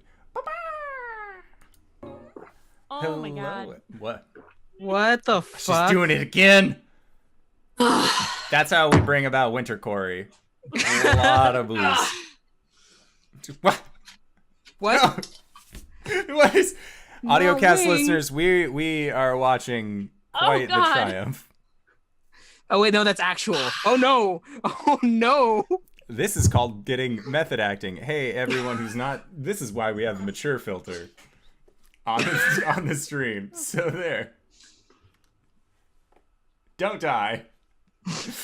Anyways, hey all you people. And last we left off, the three of you, Gwen, Caelum, and Blake, were walking forward in the woods, kind of talking amongst yourselves about what to do with the situation of your boat, how you're going to actually get back to Arathsk, what you're going to do. And that is when the three of you felt a rush of cold from behind you. And as you turned, that's when you had seen Cori standing in front of you in her full winter form. As she had tried to go summer, but that did not work out this time. Cori? Yeah, my hands are so cold. Cori's just going to like look at her hands and just kind of start shaking. And then she'll like just ball up in a fetal position on the ground and like put her hands over her arms and just be like, this wasn't supposed to happen. Caelum walks up next to her, crouches down, and puts a hand on her back. She flinches. Hey, are you okay? No. Guys? Blake's just gonna take off his cloak and like wrap it around her. Like huge tears start welling up and just like dripping down her face. Non-stop, just like faucets just goes. Hey. And Gwen's gonna walk over and like she's kind of at her level now and she'll just like pet her head. It's not that bad. We're gonna get off this island. And then she looks at the guys.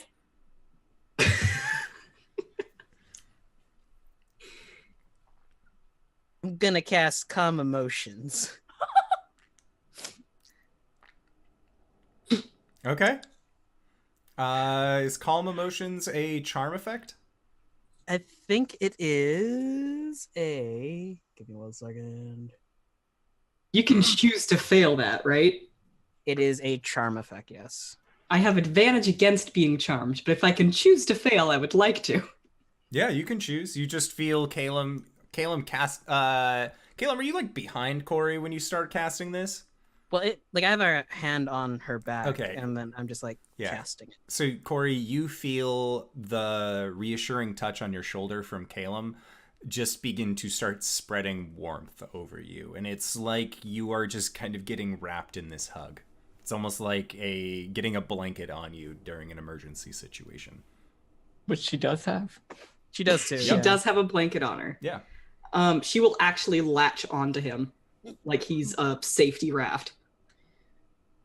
Oh, y'all thought this was a shipping episode because we were gonna get on a boat. We should hurry back.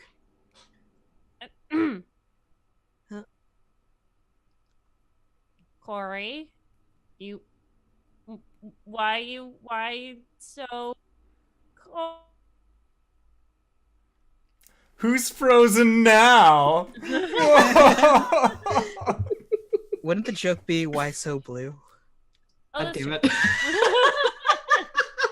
Why the cold shoulder? Y'all, stop it. But yeah, Cori, in this this moment, is actually water, by the way. I'm gonna continue drinking this. Okay. So don't be concerned. It is water. I'm always concerned. doing me a heckin' concern. So, peace. yeah, Cori, you felt that emotional wave kind of take you over for just a moment, and then you felt the warmth of Caelum's spell kind of wash over you, and you feel calm in this moment. Okay. I think that actually stops the waterworks, and she takes a deep breath and says, "I'm sorry. We should get back to the boat." Okay. I'm just gonna warn you now. After we leave about 20 paces from here, it might wear off. Is that how it works? Oh, It's a damn. radius.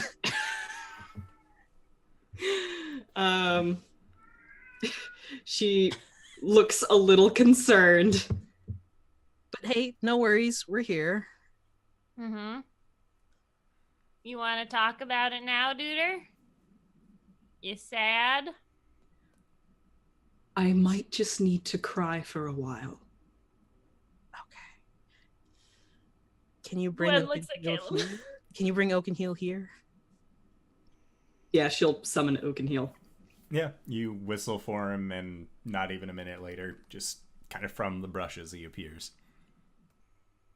She'll hop up onto him and just kind of clutch his neck.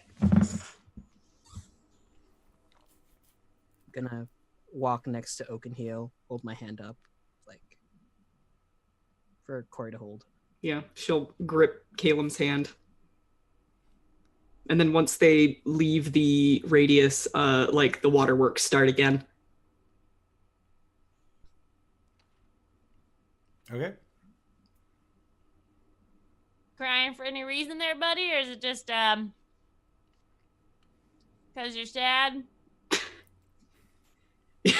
She'll look at Gwen, and it's kind of eerie because like there's no sobbing or anything. Mhm. It's just like huge scared eyes with like tears pouring out. Mm-hmm. And she just kind of looks at her and says, "It's just been so long." Since you cried? She'll look away but nod. All right. You just gotta get it out sometimes, right, guys? She nods again. "I'm sorry." Okay, it's fine. It's fine. Just She'll bury her face in Oak and Heel's mane. Okay. Yeah, and you guys continue your way through these woods back onto the beachhead. And when you get to the base of your boat this time, you actually you ask to or like you're trying to figure out a way to get back on, and that same opening in the gun rail is created for you. And this time, however, looking up at it, you actually see that there are handholds, almost in like a rock climbing fashion, that are formed up the side of this boat.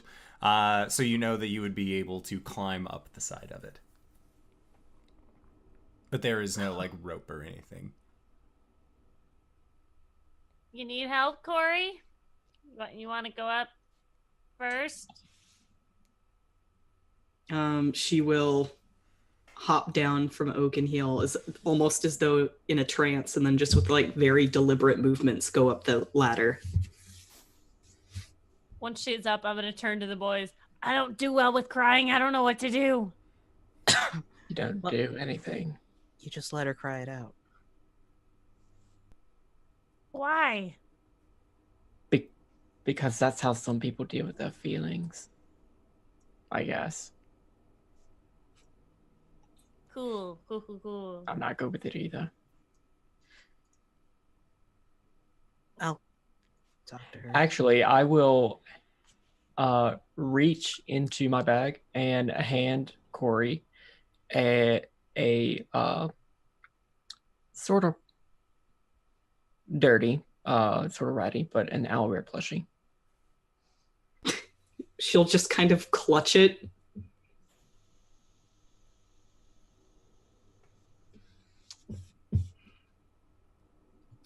That's, Away. that's literally all I can do.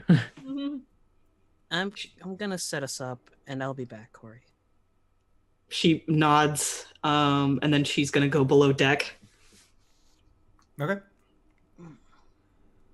Yeah, when you get to one of the two rooms that's been laid out for you, you just see that there is a opening in the vines that happens as you get to it, and then once you enter into the space, the vines just close down to create more of like this encapsulated space. Yep, she's gonna go and huddle next to the hag corpse. Okay. That So seems that like- is outside. It is not actually in. Oh, it's on one the of rooms. outside. Yeah. Okay. Well, it's Then like she's going to inside huddle of the below ship. deck. Yeah, it's just below deck in the wall. But yeah, so you are just huddling next to this hag corpse. Yes. Okay. So then the three of you get onto the ship as well. And you realize your ship is currently grounded. What are you going to do about that? I got it. Gwen's gonna go out to the side and try to push it. Make an athletics check. I got this. Go!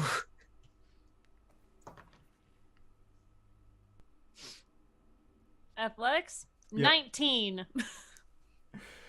Your muscles burn with every ounce of energy that you can expend into this push, and you see it just barely make a little bit of a push in the sand. This is a lot heavier than you thought it would be. Nailed it.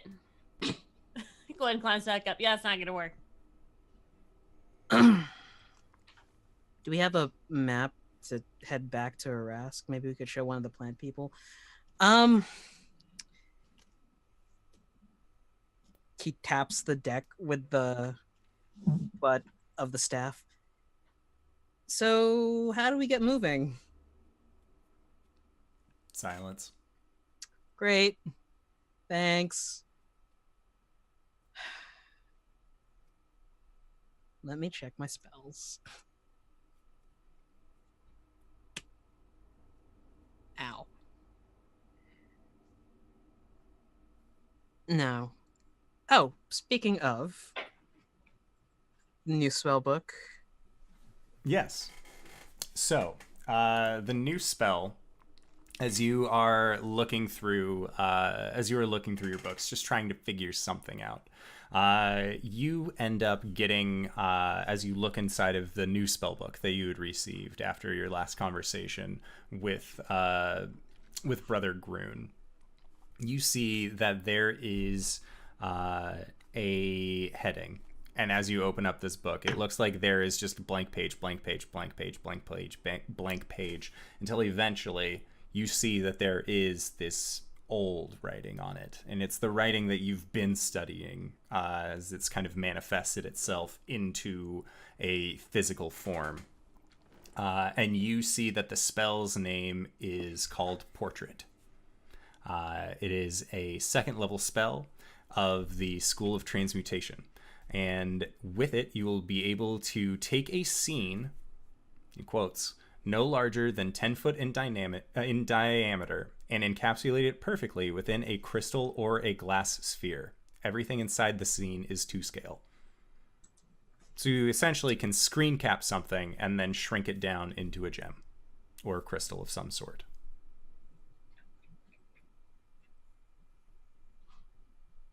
You're muted. Could you send it to me later so Yes. I can add it? Thank you. Can you add it in D&D Beyond? Yes, you can, using the homebrew feature settings. It'd be cool to sponsor us. I'm gonna try to find one of the Vine people. Okay. Make a investigation check. I'm good at these. No, I'm not. 11. Okay.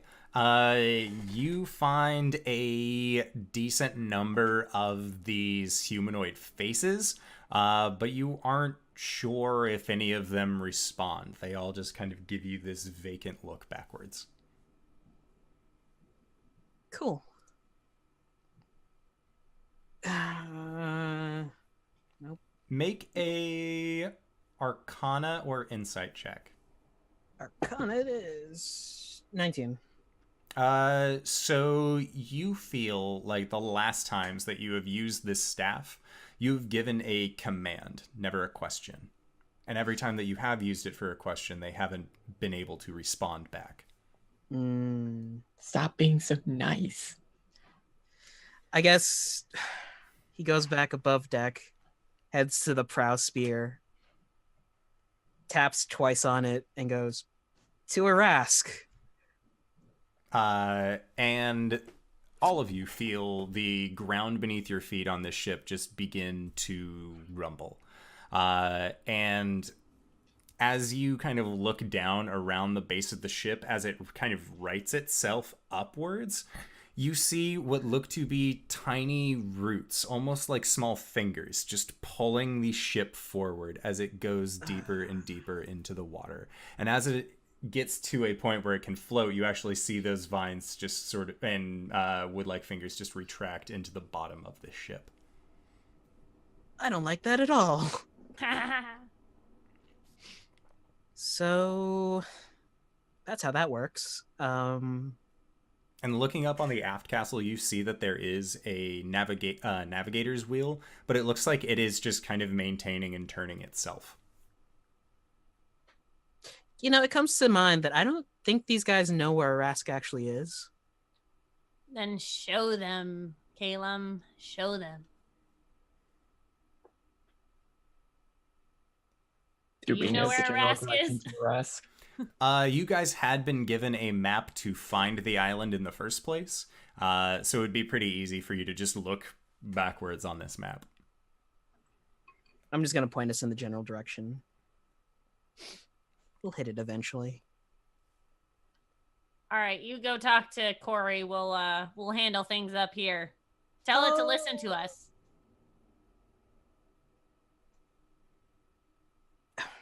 Demand it, Caelum. I hand the staff over to Blake. No. Okay. These are your new commanding officers. Points Try to it the without a both of them. question mark. These are your new commanding officers. Yeah. Listen to them. I'm going below deck. Bye, guys. Sweet. We need hats.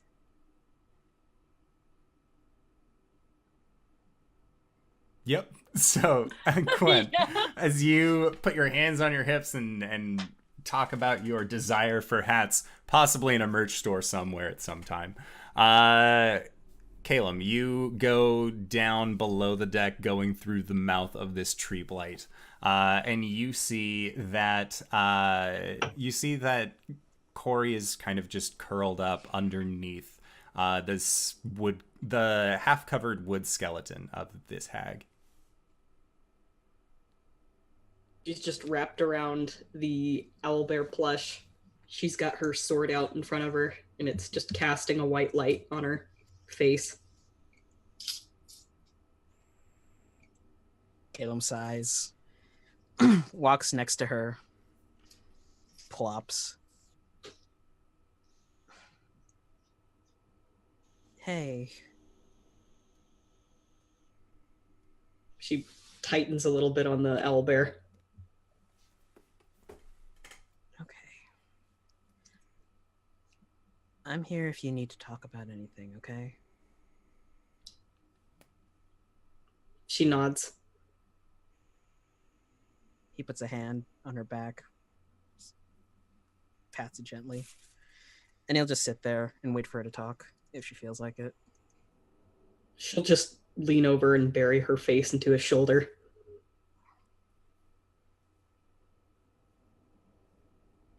All right. And then, as you guys are having this moment downstairs, Gwen and Blake, what are the two of you doing? Just trying to like keep us on the right path. Alright. Blake's actually going to be paying pretty good attention to like where they're going. Make a survival check. And Gwen, what are you doing?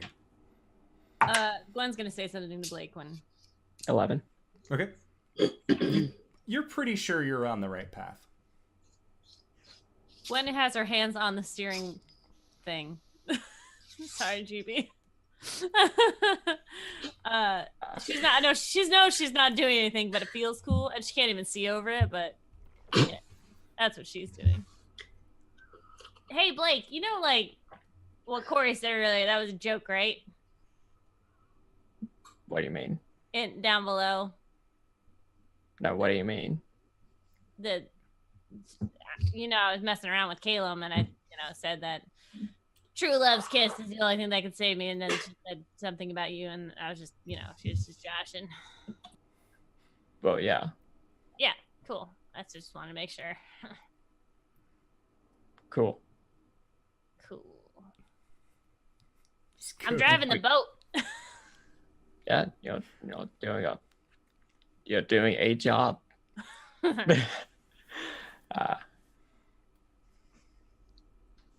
God, how long is it gonna be? How long do I think it's gonna be based off like how fast we're going? You know that in order to get out there the first time, it took a little over half a day, and that was on a much slower ship. So it'll take you about half a day to actually get there. And so you are not expecting to make it into port by the earliest midnight. Oh God. Okay. God, it's cold. Blake is not reacting at all to the relationship. Yeah, I know. Stuff. Question as well. So Blake has been in the habit of not wearing his shirt lately. He's got his shirt on. Okay, cool. Just wanted to check. But his cloak is wrapped around a winter lantern right now. Yeah. Yeah, I can't really help you there with the heat thing. I'm very small. No. It's fine. I'll just whenever we make it back into Arask, I'll be a lot happier. Yeah. So since we have such a long boat ride, where'd you get your tats from again? I don't know. You've always had them? Mm-hmm. And you know what they say? I know what. Yeah, this is like beneath my claws. I will know. Beneath my mantle, I will know. Cool. Life is vessel. What about the ones on your back?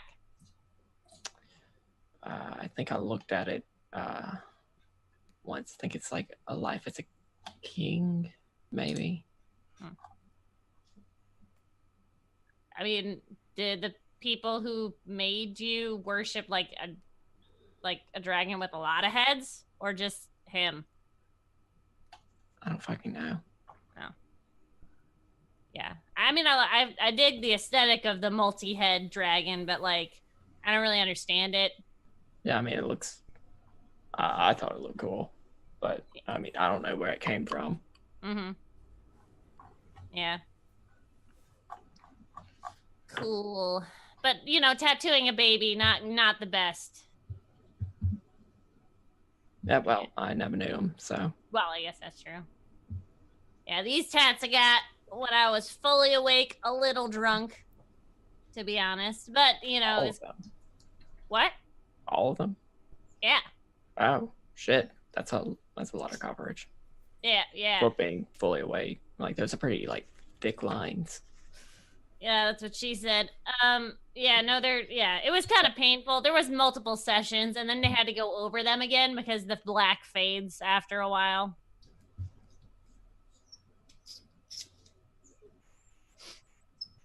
Oh, well. I mean, I've never had to maintain these. It's less tattoos, more scarring. Hey, do you want me to write down what's on your back so you can read it? Well, I mean, I think I know what it says. All right. I mean, we've got like a few hours, so... I mean, sure, if you want to trace over my scars, that's fine, but just don't touch them, please.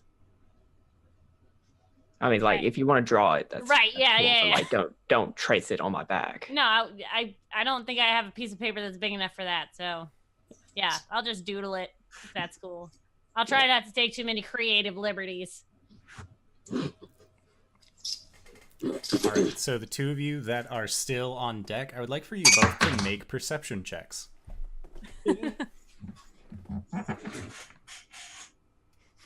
Wait, us on the deck? Yes, or... on the deck. Okay. 5. 20. Okay.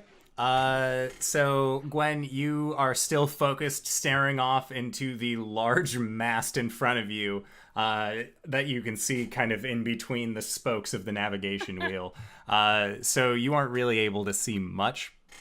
Blake, as you are kind of taking stock, you see about 4 miles away from you, off in the distance, what looks to be another vessel. Okay, another boat. What? That's another boat over there. Aren't there a lot of boats on these seas? Right, it's just good to, like, keep an eye out. So we don't run into it? Yeah, or, like, if it's not friendly. We did have to deal with, Oh, yeah. I guess we don't have to deal with Aarakocra pirates, but I think. All right, cool. Take off your shirt. Let's go. All right. Okay. All right, so Blake is now shirtless on the deck, and Gwen is in the process of sketching out his back. And then Cori and Caelum, are you both still downstairs reading through, or just talking to each other, waiting to hear from each other? If Cori hasn't said anything, Caelum would have pulled out a book, started reading next to her. Probably had wrapped his hand around hers and gave it a squeeze while he's reading. After like a long time, Cori will kind of mumble more to herself than anyone else. Just, I'm sorry. Mm-hmm. I shouldn't have done this. Shouldn't have done what? I can usually hold it together better than this. Well, it's fine, Cori. Like, sometimes people get overwhelmed and they need a expression of their feelings. She shakes her head. This is nothing. You have reason for this. Blake has reason for this. I have nothing.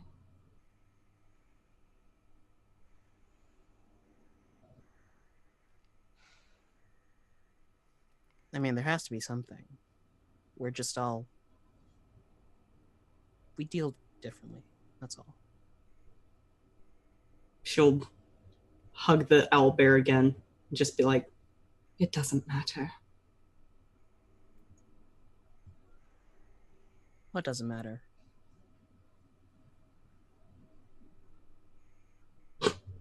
She'll look at him with huge, like, saucer-like eyes and just anything.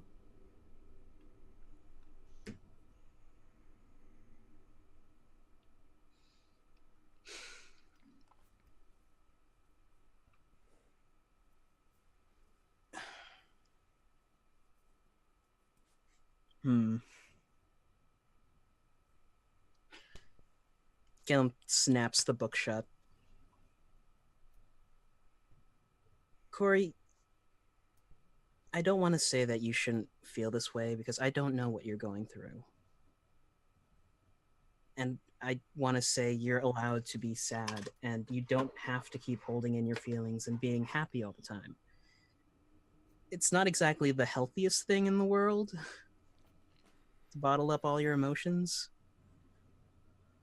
And when you say it doesn't matter, I don't know what you're referring to, but to me, I think it all matters. Like, what you're feeling, what you're going through, what we're going through right now. So, I'm sorry, but don't say that. She's gonna look down at the floor. You're right. It's hard. It's like a storm in my mind.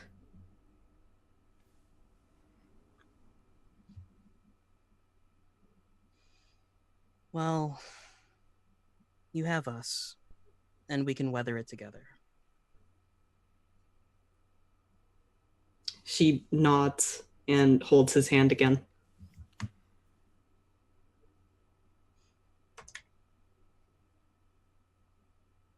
You'll get through it.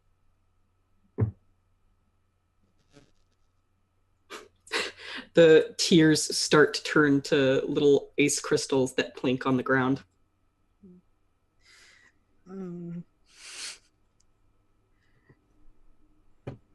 Just gonna give her another reassuring squeeze on her hand. They'll stay like that for a while. Okay. Top side. Blake and Gwen, what are you guys doing as the evening progresses on? You have make a performance check as you draw out the scars. Man, you think you did a really good job on this. Question: does Gwen know who Tiamat is? Make a religion check. 5. Right. No. No, I would use my blood die. 5. Oh no! Gwen don't know this. Religion? Yeah. 4. Not a clue. Oh, what?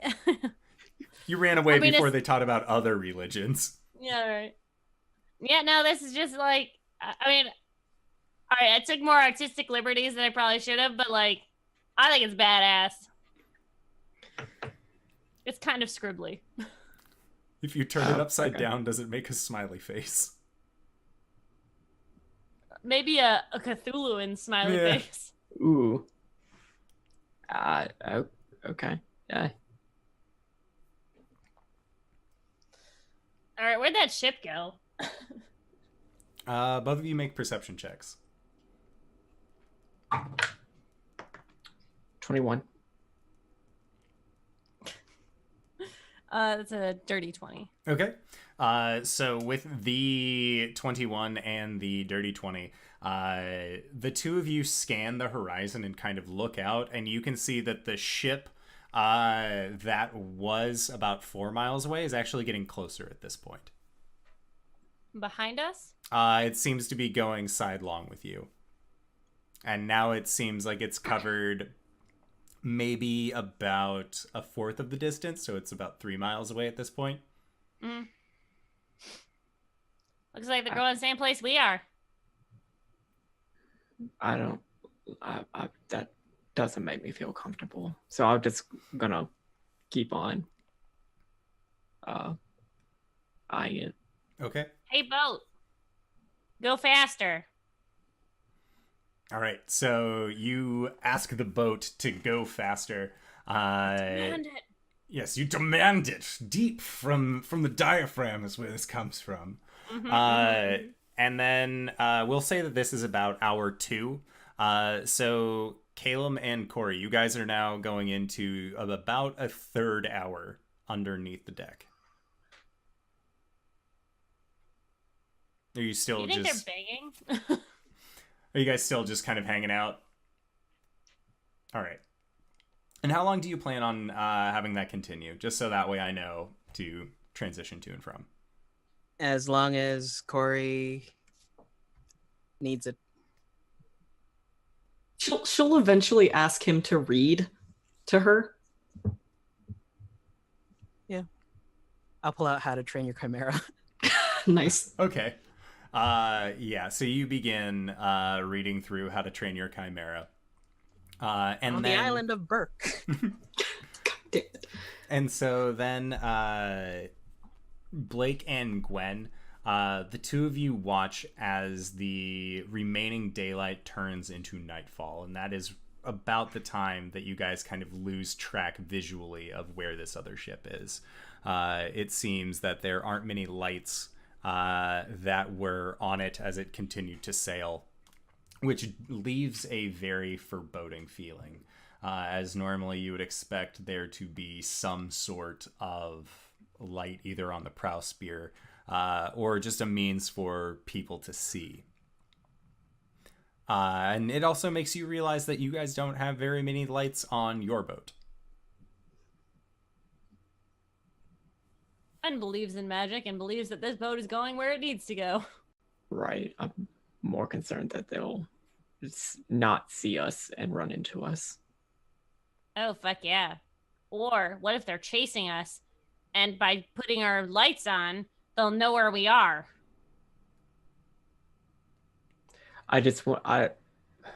Blake is going to just like be actively trying to figure out where this boat is and try to keep it placed. Should I go get the others?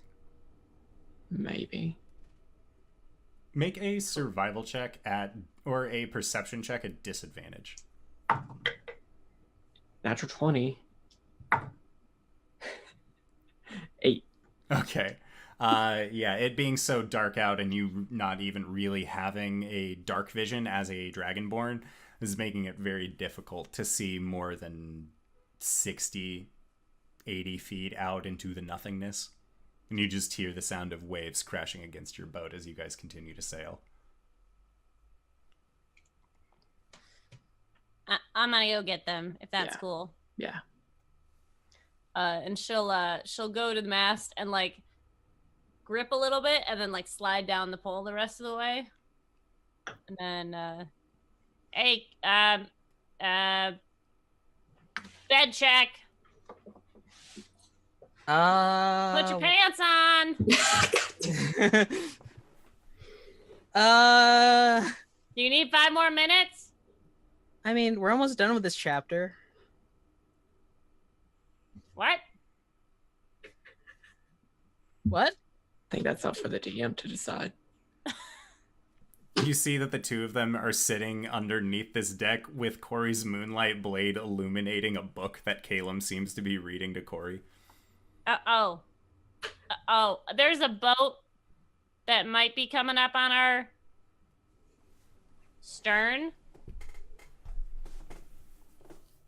The back.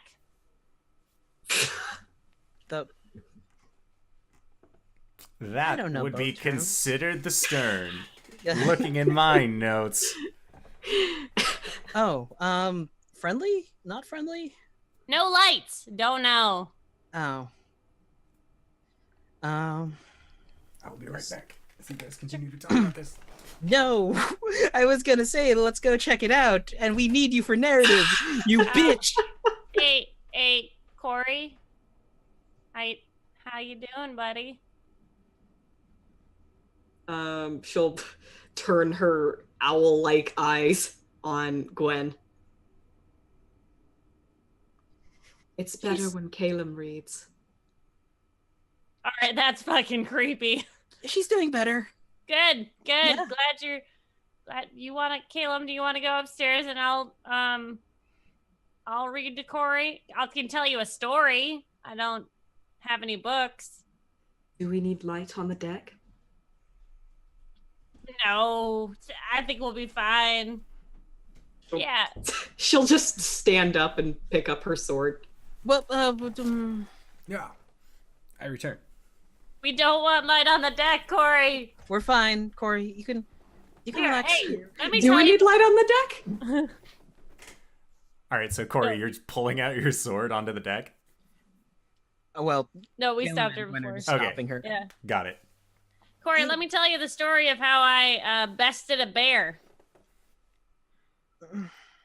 It was pretty intense. I have the scars to prove it. And she like lifts up her shirt. I almost lifted up my own shirt. Sorry. You almost got us banned on Twitch. Cori will just look to Caelum. If you want to still like rest down here, Cori, you can rest with Gwen. She'll take care of you.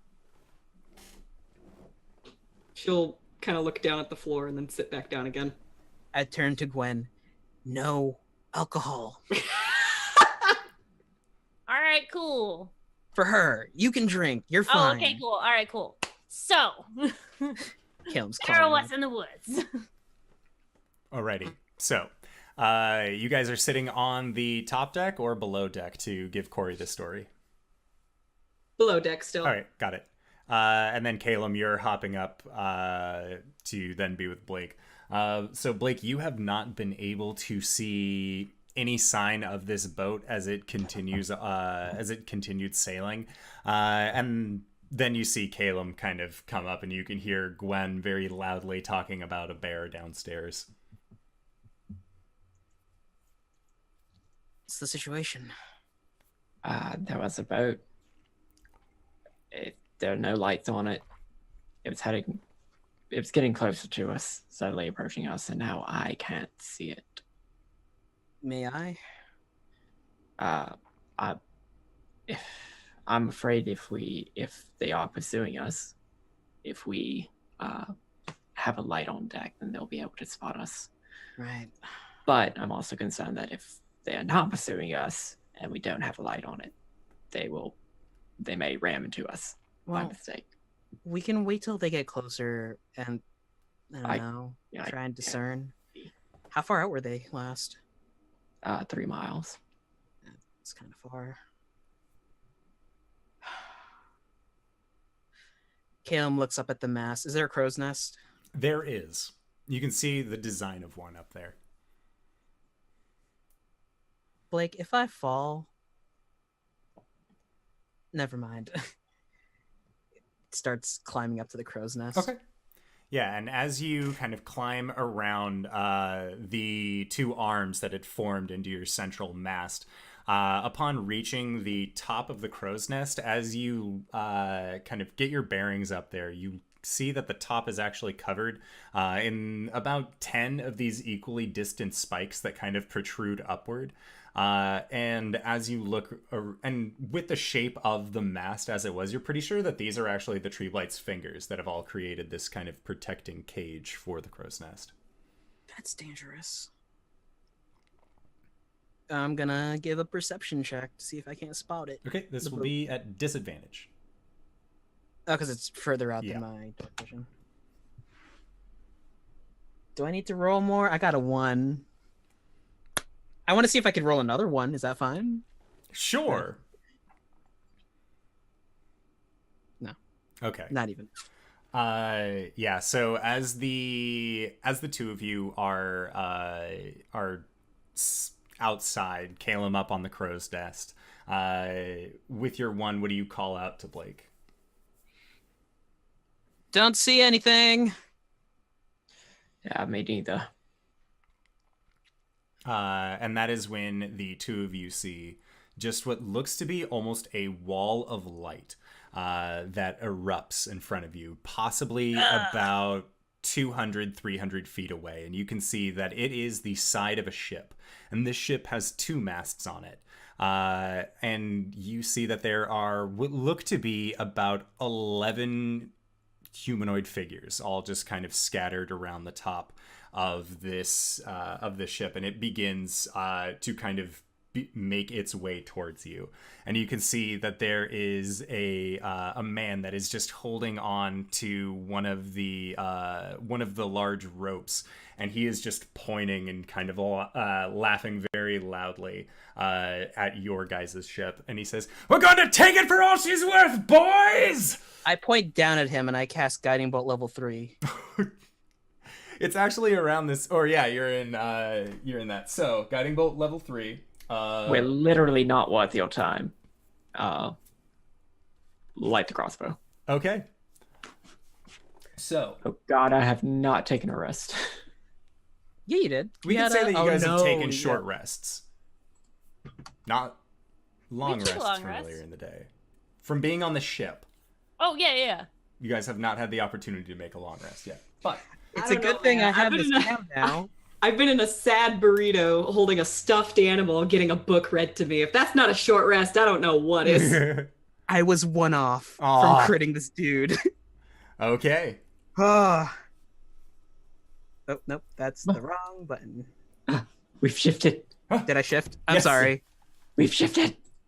That's Ah! I now win. All right. So a 19 will Tiny definitely rage. hit. Tiny rage. Tiny right. I keep forgetting to get my fucking dice for this. I have a lot of shit to deal with, and you are not gonna be one of them. 3, 4, 5. That's a D8. Huge. Everyone's where they should be. You guys are also going to need to roll for initiative as this begins. Okay. I'm going to have some fun with this. 9 on my initiative. Oh, 16 I out of got 9. I think I just threw away my favorite dice. I got a 1 because that's a 2. Oh God. Classic Caelum. Welcome back, 14 for Caelum. me. But also, here comes my guiding bolt damage. Shit, where'd my other dice go? 3, 7, 8, 9, 10, 11, 12, 13, 14, 15, 17 points of radiant damage. 17? Mhm. Okay. Yeah, so your bolt of radiant damage hits this guy in the chest, and you see that his hand actually grips the ropes very fiercely. And his hand actually, you see, kind of sizes up a little bit as it does, and he holds himself on the ropes. And you hear what sounds more like a feline roar echo through the night sky. And as you look over at this figure that has smoke kind of billowing up from his chest where you hit in the where you would hit with the guiding bolt, it just says, "These ones are feisty. I like that." And looking back, you see as the smoke willows away, this humanoid cat-like face just staring back at you. What the fuck? We've got company. Gwen! All right, so Caelum, you had gotten an 18. No, I got a 2 Oh. minus 1. I got a 1. Ah, okay. Blake, what did you get for initiative?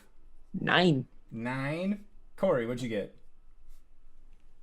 14. Alrighty. And Gwen, 15. 15. Alrighty. 16. 16.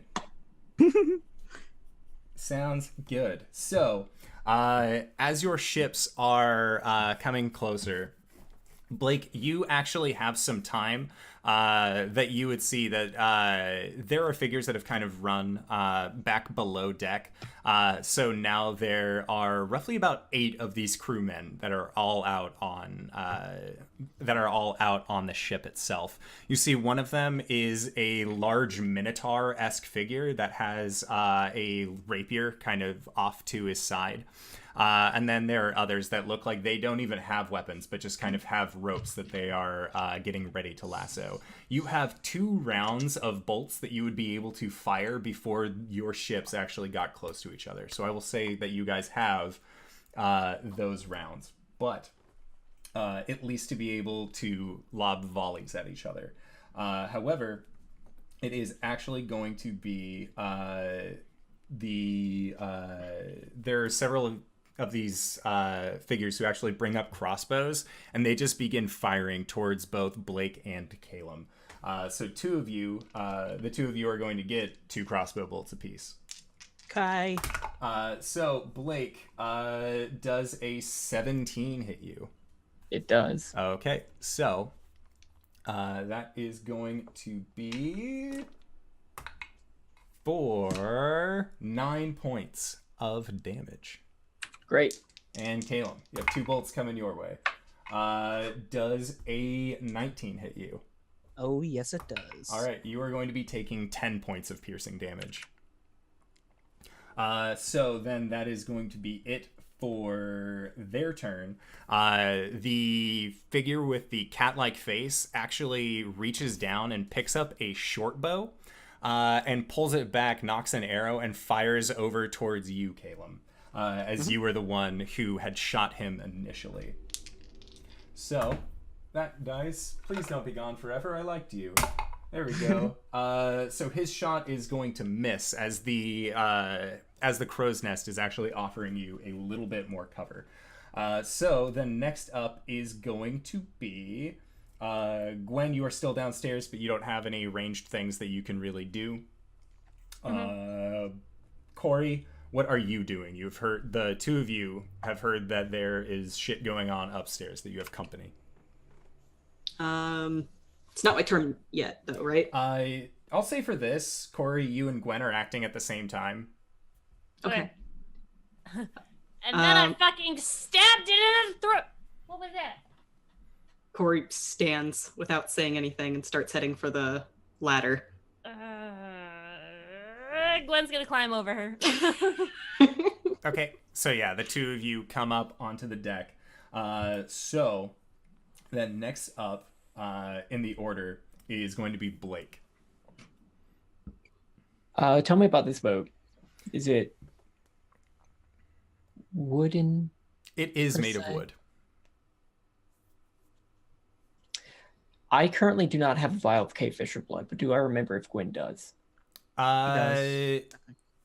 Make a history check. Because she offered, right, for drinking Kingfisher blood and a substitute as alcohol for History is 9. alcohol. Yeah, you remember that she has some Kingfisher blood, because again, she did offer it. Gwen, you've got that Kingfisher blood? Yeah? I need it. All right, hold on. And I would like to hopefully lob that Kingfisher blood at the boat. Okay, make a attack roll. 17 on the die. I don't know what I'm yeah, adding to that'll that. hit. Your Kingfisher blood will... where were you aiming for? Like a person or part of the ship? Part of the ship. Okay. So like deck, gunrail, mast. The side of the ship. Okay. I'm intending to do structural damage enough to like sink it Okay. and completely avoid this combat because I am not feeling this great. If you look on the D&D Beyond overlay, you can see I am in the red. I am not taking a short rest. You guys could have taken a short rest during the boat trip.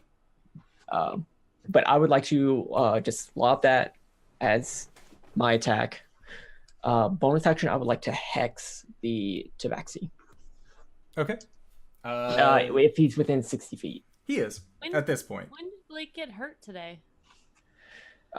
Whenever we were fighting the hag. I just don't think You I guys ever didn't healed. fight anything today. You had a full Yeah. night's rest. Oh, so we did have Yeah. a Yeah, you had a full night's rest. cool. Still not with it, though. Blake suddenly feels better, but not for this shit. So that was 9 points of damage I got earlier. Yeah. Okay, that's 14 damage total. Cool.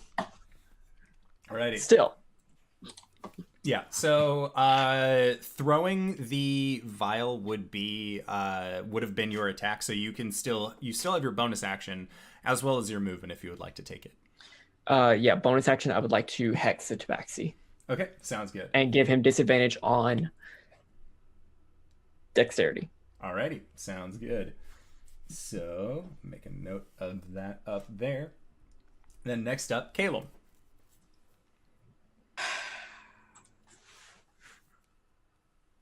I see that Blake is trying to do structural damage, right? Yeah. Well, at least you see him throw the vial of cave fisher blood at the side of the ship. I'm gonna knock the staff twice on the crow's nest and whisper, scuttle them. Okay. Sounds good.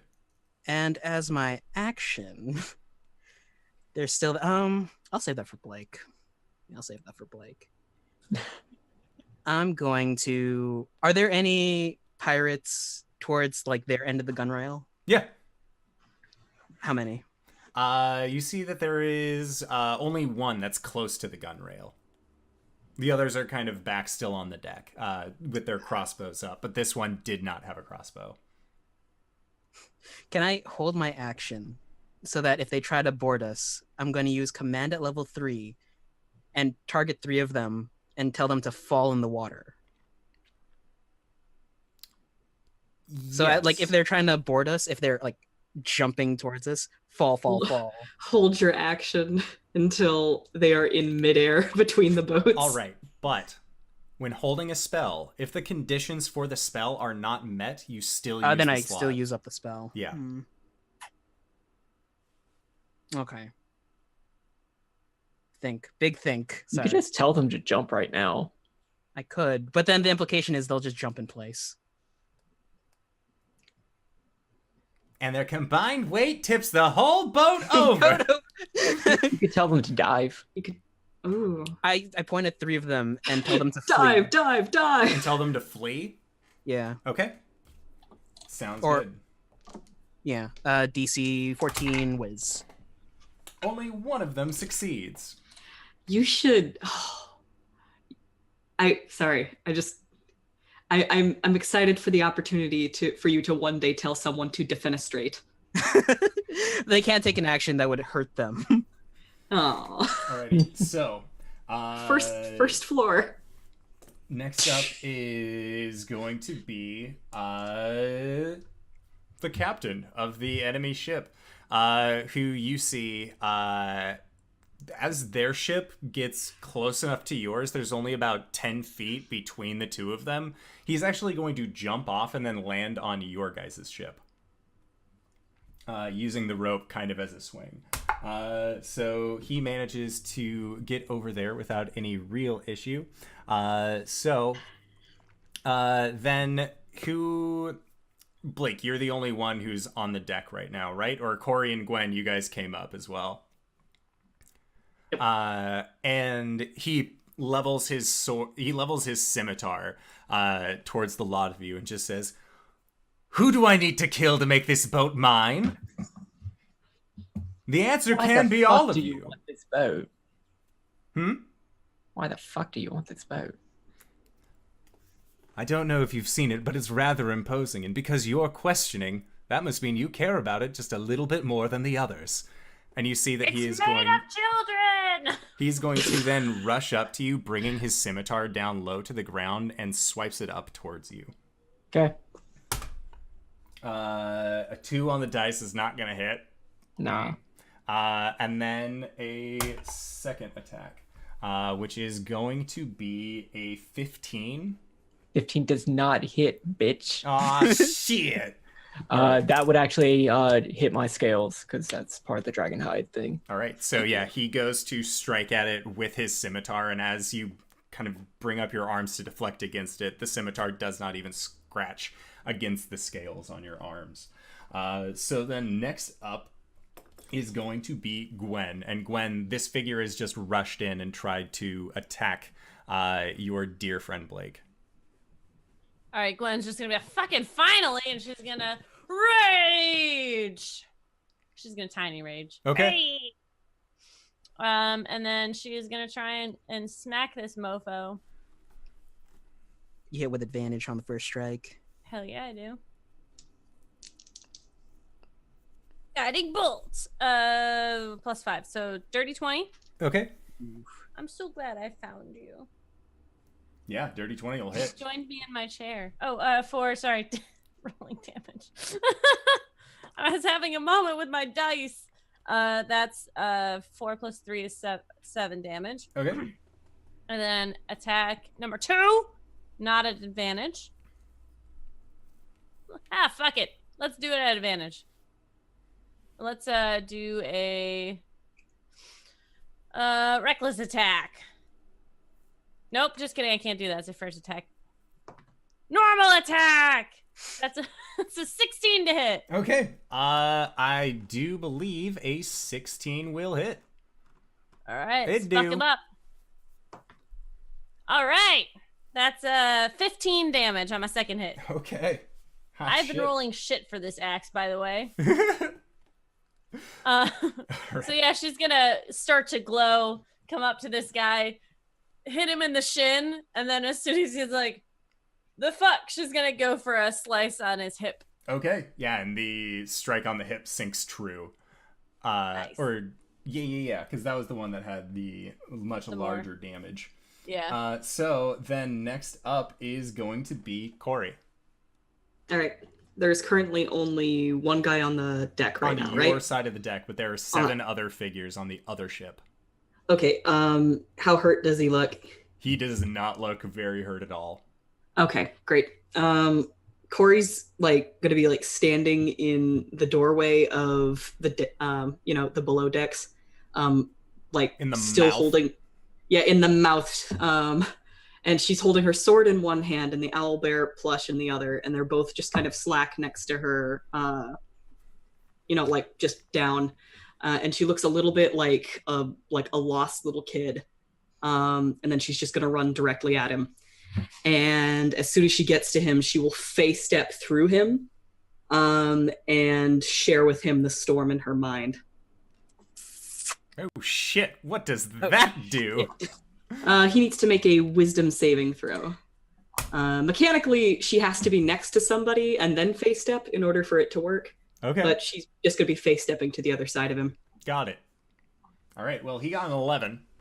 That will fail. He is now frightened. Okay. Until, hold on. Come on, face step. Tell me what you're about. He's frightened until the end of my next turn. Sounds good. All right, and then I shall attack him with my sword. I know a math. 24. Okay, 24 will hit. Roll for damage. Okay. Why did I close my dice bag? I'm a professional, and I'm very prepared. We've been doing this for 32 weeks. I know, right? 32? That's what Yeah, episode right? it is. Yeah. And I'm also going to drop a smite on that. Oh shit! Yeah, well, he's Fuck this attacking. guy. He's attacking Smite my him up. friend. A second level smite, that is. All right, so 8 slashing damage, Okay. And 17 smite damage, which is radiant, and I get a second attack because that's what paladins do at this level. I'm sorry. What? Hold up. Wait. It was 8 regular damage and then 14 radiant. 17. 17. 17. All righty. Yes. Cool. I'm a fucking schmuck. All right, are you ready for the next one? Yeah. I'm good now. Okay, that's another 23. No, hold on. It's a 17 on the die, and I add 7, so it's a 24. I know math. That's good. Yeah, that's good. All right, slashing damage. Can I smite twice in the same turn? no, Yeah. you need a bonus, don't you? To No. drop Bonus the action. smite? You can smite as part of your attack. Jesus Christ. All right, here comes again. As long The as you thing got is, spell you're slots. using spell slots. You're using spell slots, and then afterwards. Yeah, they go pretty fast. So 13 slashing damage. And 4, 5, 10 radiant damage. Holy shit. Okay. He is rightly scared of you right now. Yeah. Yeah, you walloped him pretty good. She just flies through him like a banshee and turns around and like repeatedly shing, shing, shing. She's doing it two-handed? One-handed. Okay. The other hand is just limply holding an owlbear that just kind of like moves around. Oh no. Okay. So then it is the you see the 3 that had their crossbow up all drop it after, or 2 of them drop it after, or not drop it, but Caelum's spell effect kicks in as 2 of them spend their movement rushing to the other side of their own ship. And then one of them actually will bring up a crossbow and shoot over towards you, Caelum. Or not Caelum, over towards Cori. As you have this glowing weapon, which makes you a little bit easier to hit. But you're not going to. Don't even worry about that. And then you see that there are the 2 figures that didn't have weapons before actually leap over the gap to get onto your guys' ship. And they set the ropes down and bring up their hands in a very martial position that Gwen, you recognize this as more physical sparring. And you see one of them is going to try and strike out against Cori. So, Cori, I am going to need you... if this guy succeeds, which he does not, so he is going to make a second unarmed strike against you. Also does not hit, because even without your shield, I'm pretty sure that a 15 doesn't hit. Using the owlbear plushie. No. But does a 20 hit you? 20 absolutely will hit. All right, so you are going to need to make a Constitution saving throw as this blow lands against you. 15 plus 2, 17. Okay, that's fine. And then the other figure that leaps over is actually going to strike out against you, Gwen, as you had brought up your axe to try and swing out. So does a 16 hit you? Yeah, it does. All right, make a dexterity saving throw. Okie dokie. I'm doing it at advantage since I have halfling resistance. Halfling something. I get advantage on dex saves that I can see. I see it, correct? That's the danger sense thing from being a barbarian. Yeah. Yeah. Halfling sense is tingling. Dex save is going to be an 18. Okay, that's fine. He's going to try and strike out. So his first hit is going to be... Because I realized I didn't roll for damage. That's fine. For 4 points total. Oh, buddy. His second attack is going to hit for sure. Okay. So this is going to be a... this is going to be another dex save. Okay. So low to the ground. Dex is plus 1. 13? All right, so you feel that he is trying to strike at you with a more overwhelming force from the top, trying to knock you over. And then he is going to get a crit on the third hit. You didn't roll damage for I the did second not. No, for 3 points of damage total. Wow. Or, sorry, not 3. It would be a total 5, but then reduced to half is 2. So then a crit, and once again, he is going to try and knock you to the ground. Alright, bitch, do it! So it's 16 plus 1. Yeah, you're fine on that. Alright, so you are still, however, going to be taking 14 points of damage. Thank you so much for the bits, Greybeard! Yay, thanks, GB. So then 14 reduced to half is going to be 7. Okay, so he hits me, and like he's trying to knock me over, and Gwen just like tightens her foot down, and she looks up at him, and she's like, "Bring it on, bitch!" And her eyes glow, and her tattoo forms up. Okay, sounds good. So then next up is going to be Blake. Right, we're just these plebs next to Cori. Come on. Okay. Yeah, so shoot at the cave fisher spot. 22. Okay. Yeah, so you just kind of lean your crossbow over the gun rail and fire.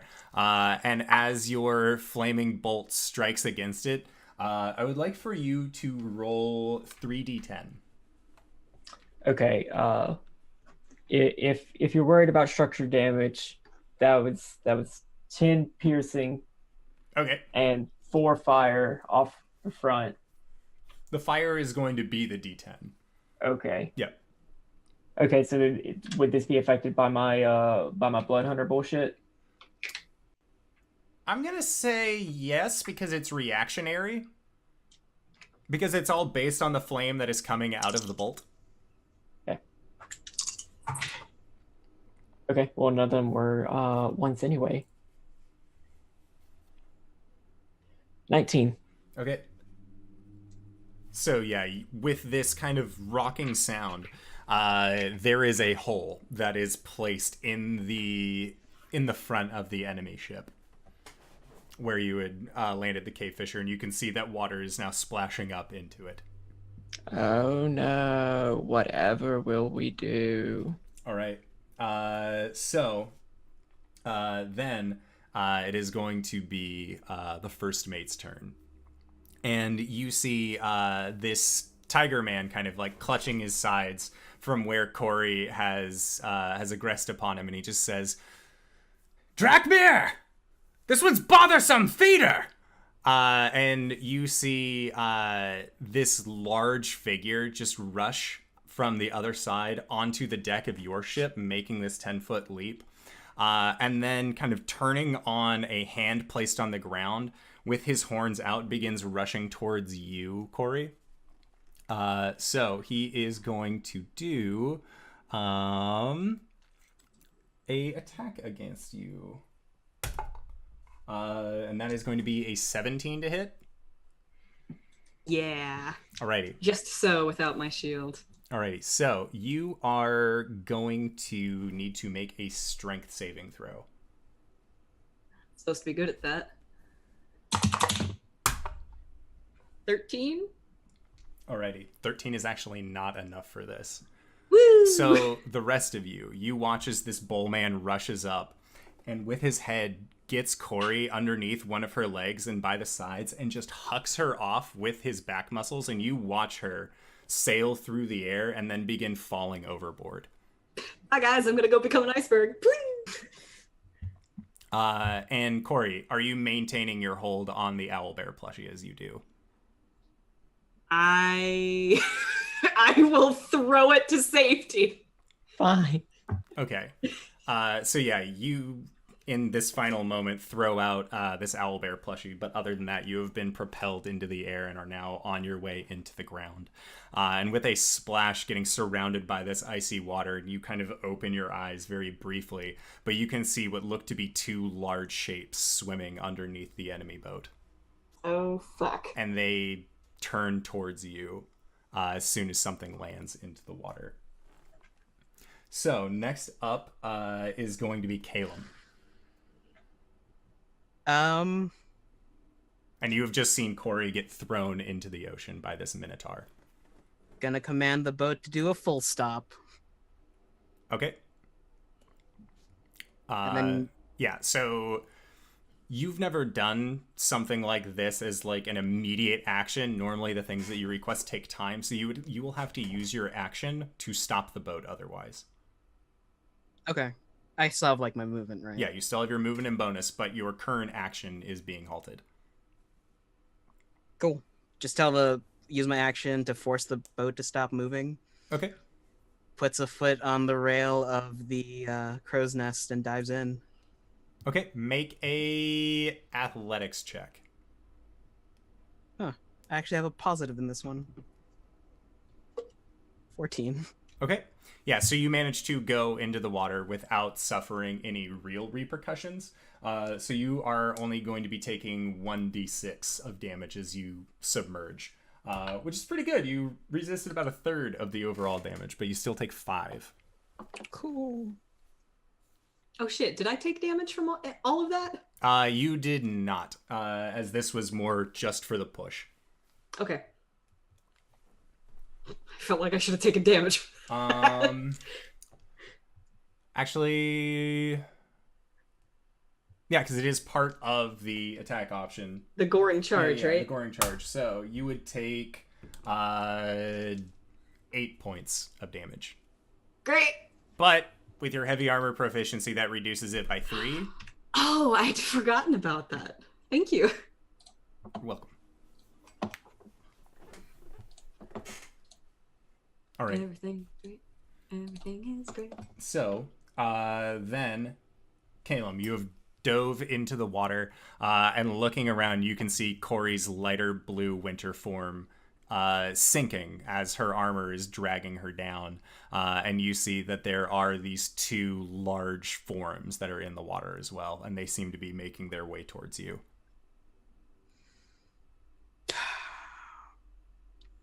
Bonus action. Blessing of the Raven Queen down to her. God damn it. I can't take you with me, so... I know, but you could have saved yourself. Okay.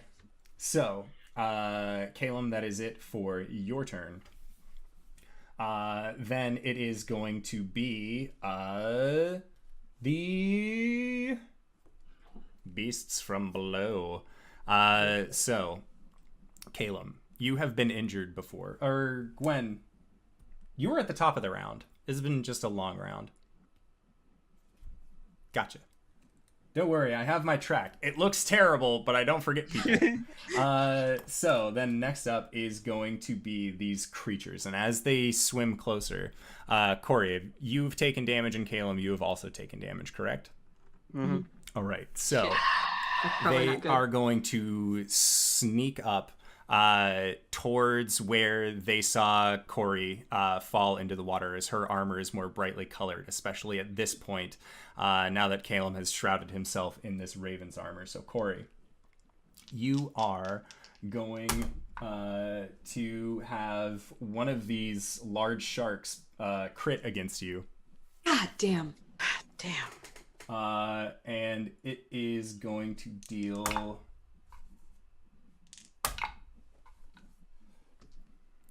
a total of 18 points of piercing damage. And then the second one is going to bite up against you as well. Which I reduced by 3. Oh no. Was that another? Was It that another? was all of my bad Great. luck from last week. Yay! Bye, guys. So, Cori, another crit comes your way. Let's see it. That is going to be for 24 points of piercing damage. Cool. I'm down. All right. So, Caelum, you see these 2 sharks just take large bites into Cori, and with that, her eyes just kind of flutter a little bit, and then they look like they lose the direct consciousness. You know that a lot of air bubbles are releasing from her mouth, and there's also a lot of blood in this water. So that is it for their turn. Next up is this tiger man on deck, who then turns to you, Gwen, and he is going to try and strike out against you. He has disadvantage on his attacks, correct? No, only if he tries to attack someone else. Okay, got it. So does a 13 hit? Nope. Okay, he makes a second attack. Worse than the first. Woo! Yep, so that is it for his turn, and he just looks at the 2 of you and says,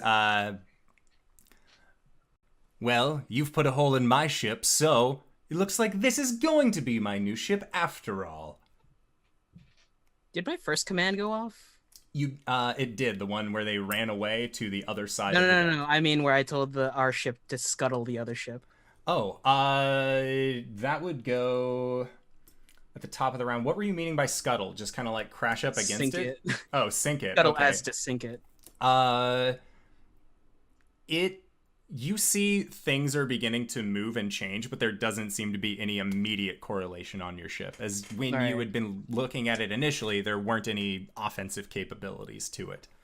So it's forming. Okay. Alrighty, so then next up is going to be Gwen. And Gwen, you have watched Cori get thrown into the water, and then Caelum dove headlong after her. Okay. She's gonna say to Blake, "Make sure they're all right, dude. I got this." And she's gonna like pull up her axe and take a swing. She's got 2 people on her right now. Yes, there are actually 4 people near you. There is the Tiger Man, the Minotaur, and then the 2 humans that had their fists out in the more martial style. Which one is in charge? You would Tiger Man? believe to be the Tiger Man. Okay. She's gonna look up at the Minotaur and be like, give him a what's up? And then she is going to attack the tiger guy. She's going to reckless attack him. Boom. God, stop rolling. Okay, 17. Okay, 17 will hit. Roll for damage. Okay, that's 8 plus 4, 12 damage on that one. Okay. And then my second attack. Oh God, it jumped out. 13 plus 5, 18 on the second one. For 13 points of damage. Okay. And she'll just say, dude, I've killed a lot of pirates, like, this week, so, I mean, I don't mind killing you, but, like, your ship is sinking, we're only 4 people, and we've done that in, like, 2 seconds, so, like, you might want to, like, bail. Okay. I could try to intimidate him if you like. Intimidating is usually like you use your action in this situation. Mm-hmm. Yeah. Especially since you've already used your action to kind of slice into this guy. Like, in the actions speak louder than words. Yeah. You heard him. He's feeling it. Yeah. And he is not looking too great at this point. And you can see that there's steam kind of coming off of his body as he continues to fight. Then next up is going to be the 2 figures that were on you, Gwen, and they just begin trying to pummel you again with their fists. So there is 1 hit and a total of 2 hits against you. Neither were crits, but the first one is going to try and knock you down to the ground again.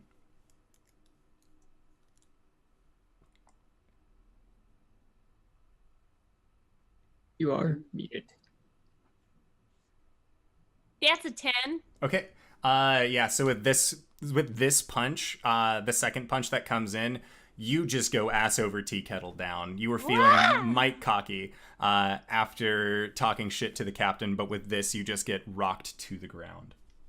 And then Blake, the other figure that is up against you, the 2 attacks against Gwen, damage-wise. Damage, yep. That is going to be a total of 22 across the 2 hits, so it'll be reduced to 11. Sure. And then it is going to be after those guys, or the second one. Sorry, the second one is going to come over towards you, Blake, and he is going to try and punch out at you as well. And a 15 does not hit. Nope. Does an 18 hit? Yep. Make a strength check. Or actually, make a... This will be a constitution saving throw. 8. Okay, you are stunned until the adept's next turn of combat. Okay. Cool. This is going great. All right, so... I am incapacitated. Wait. Cannot move. Oh, no. So... Fucking monks, man. And Blake, you watch as the 4 members on the other ship all raise their crossbows and take aim towards you. Oh, God. So, wow! Did they get advantage trying to shoot you? Yeah. All right. No. Yeah, attack rolls against the creature have advantage. All right, so one of them missed even with advantage. Does a 17 hit? Yep. Okay. 16 is what you're aiming for. All right, so you got 3 bolts heading your way. I can't react either. So you are going to be taking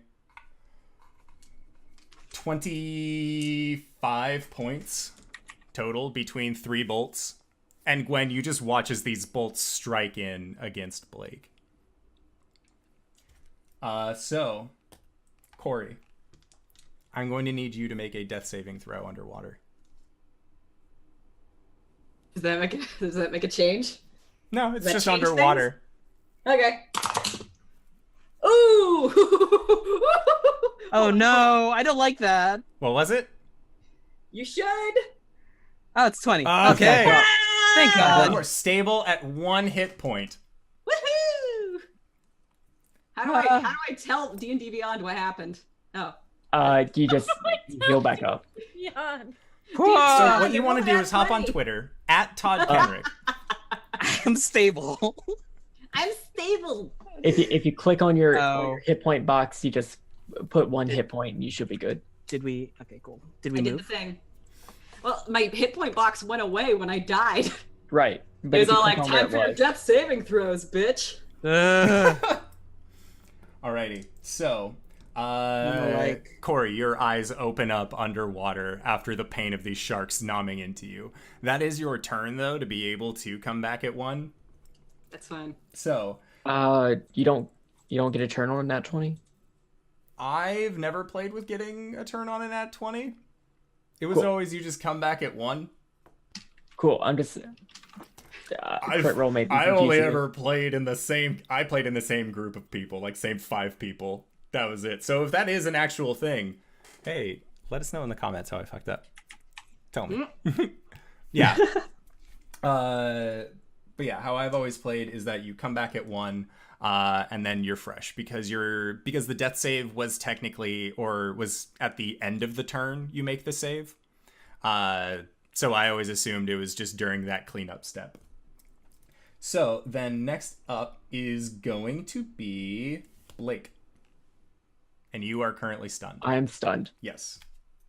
So then after that, you see the first mate is actually going to take a few steps back. And then he's going to bring his head down towards you, Blake. And then he is going to start a charge and begins rushing towards you. Okay. All right, so he gets a At what point am I no longer stunned? at the end of until the end of the adept's next turn. Cool. So this save is automatically failed. All right, so you as well just get launched off of the side of the ship and splash into the water.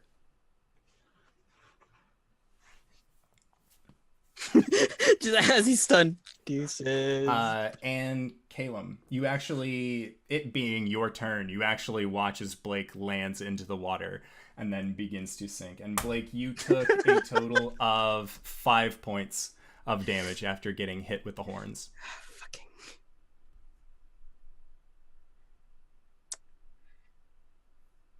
It's my turn, right? Yes. And I know we're going a little bit long tonight, guys, but Would you let me transfer air to Cori through an interaction? yeah. You. It wouldn't be an interaction because she's not an object, Caelum.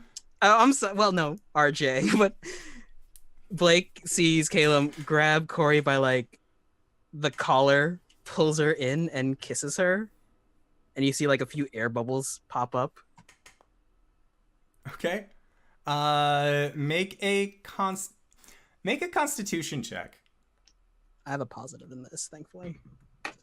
Can I get some hit points out of this, please? So we'll Where's my give you camera? more That's a air for different way to being cast Cure underwater. Wounds. Yeah, that's how he's casting Cure Wounds. Totally. That's technically a touch. That's technically also a nat 20. Oh! Yeah, so Caelum, in a weird way, in a weird book that you read once, that was called Waterworld. 007. The world is not enough.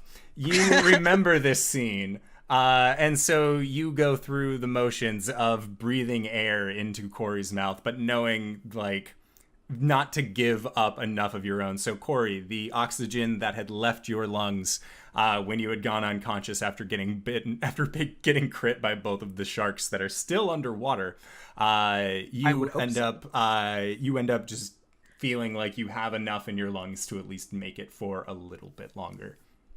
And I'm going to swing the Gulthias staff at the nearest shark. Okay. Make an attack roll. Does 16 hit? Totally. It's a big ass shark. It's a big ass shark. I love you guys, just so you know. Hey. That is 7 points of damage, and I'm going to expend a charge. Okay. So how much damage? 7 points of whatever the bludgeoning. Okay. Bah.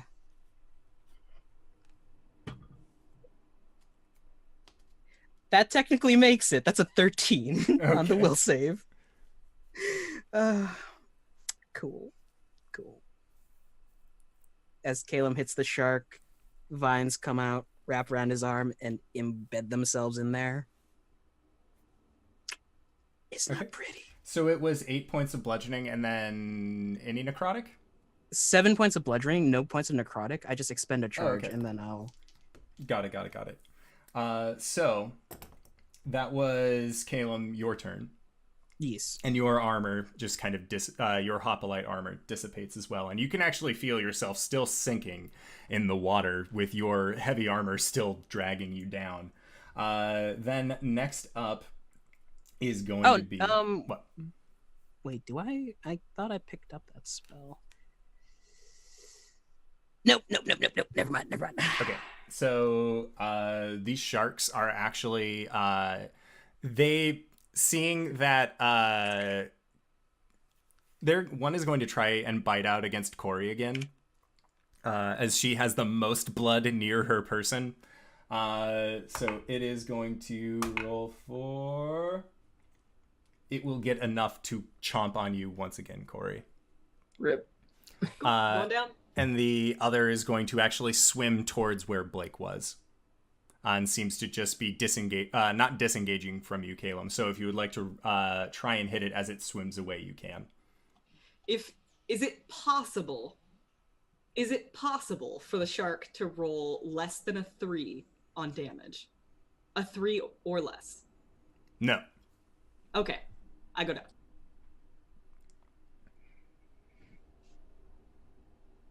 $15? Okay, yeah, 15 will hit. Roll for damage. 5 points bludgeoning damage, and I'm gonna blow another charge.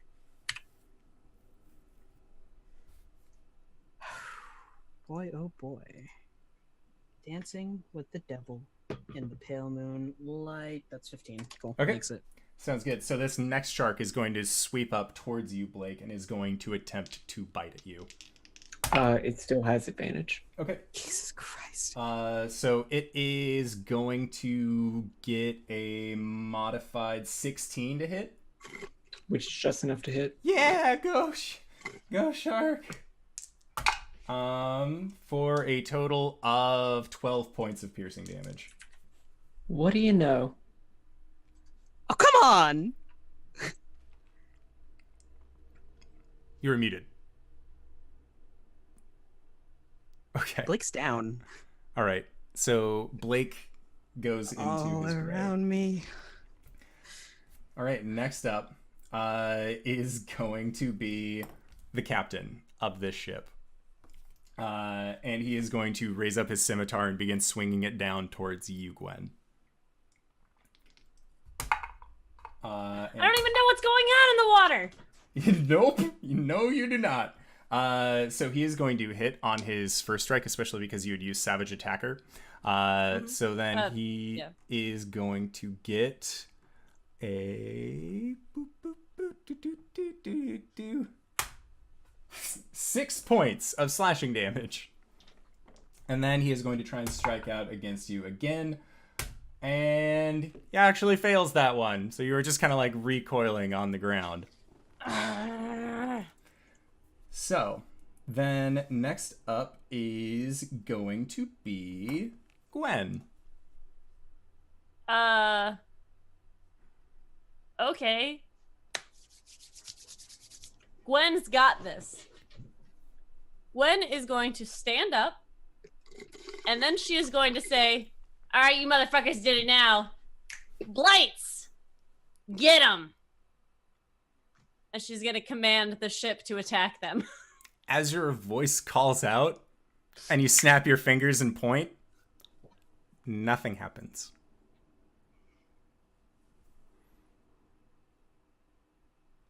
Gosh, you're embarrassing me in front of the bad guys. Do you mind? Are they not Blights? You have no idea in this moment. Oh, God! Yeah, I'm gonna... There are guys with arrows, yes? Yes. There are 4 guys around me right now? Yes. And I'm on the middle of the ship, yeah? On the middle of your ship. Yep. Alright, cool. I'm gonna use my action to disengage. Okay. And then I'm going to use the rest of my movement to... Fucking god damn it. I can't do a lot, You see can none I? of your teammates on the deck of this ship. Yeah. You've heard 3 splooshy sounds and seen 2 of them get thrown overboard. Yeah. Solid. I am going to try and get as far... Like, I want to go up on the back of the deck. Okay. If I can. Where the wheel is. Okay. I was gonna say, why don't you jump down the hole so you don't have to worry about the... Oh. Yeah, but then I'd be trapped. And I wouldn't be able to help you guys. Fair. Yeah, I'm gonna try and take cover on the other side of the railing. And I'm gonna, like, elbow the railing and say, go fucking attack them! Okay. Yeah, so you're just elbowing the railing. Yeah. All right. So that is it for you, Cori. Here comes the saving throw.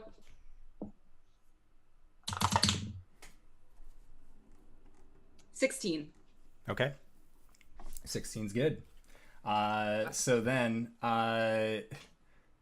you, Gwen, these martial adepts just begin to bound after you until the 2 of them are up next to you and just begin trying to punch against you.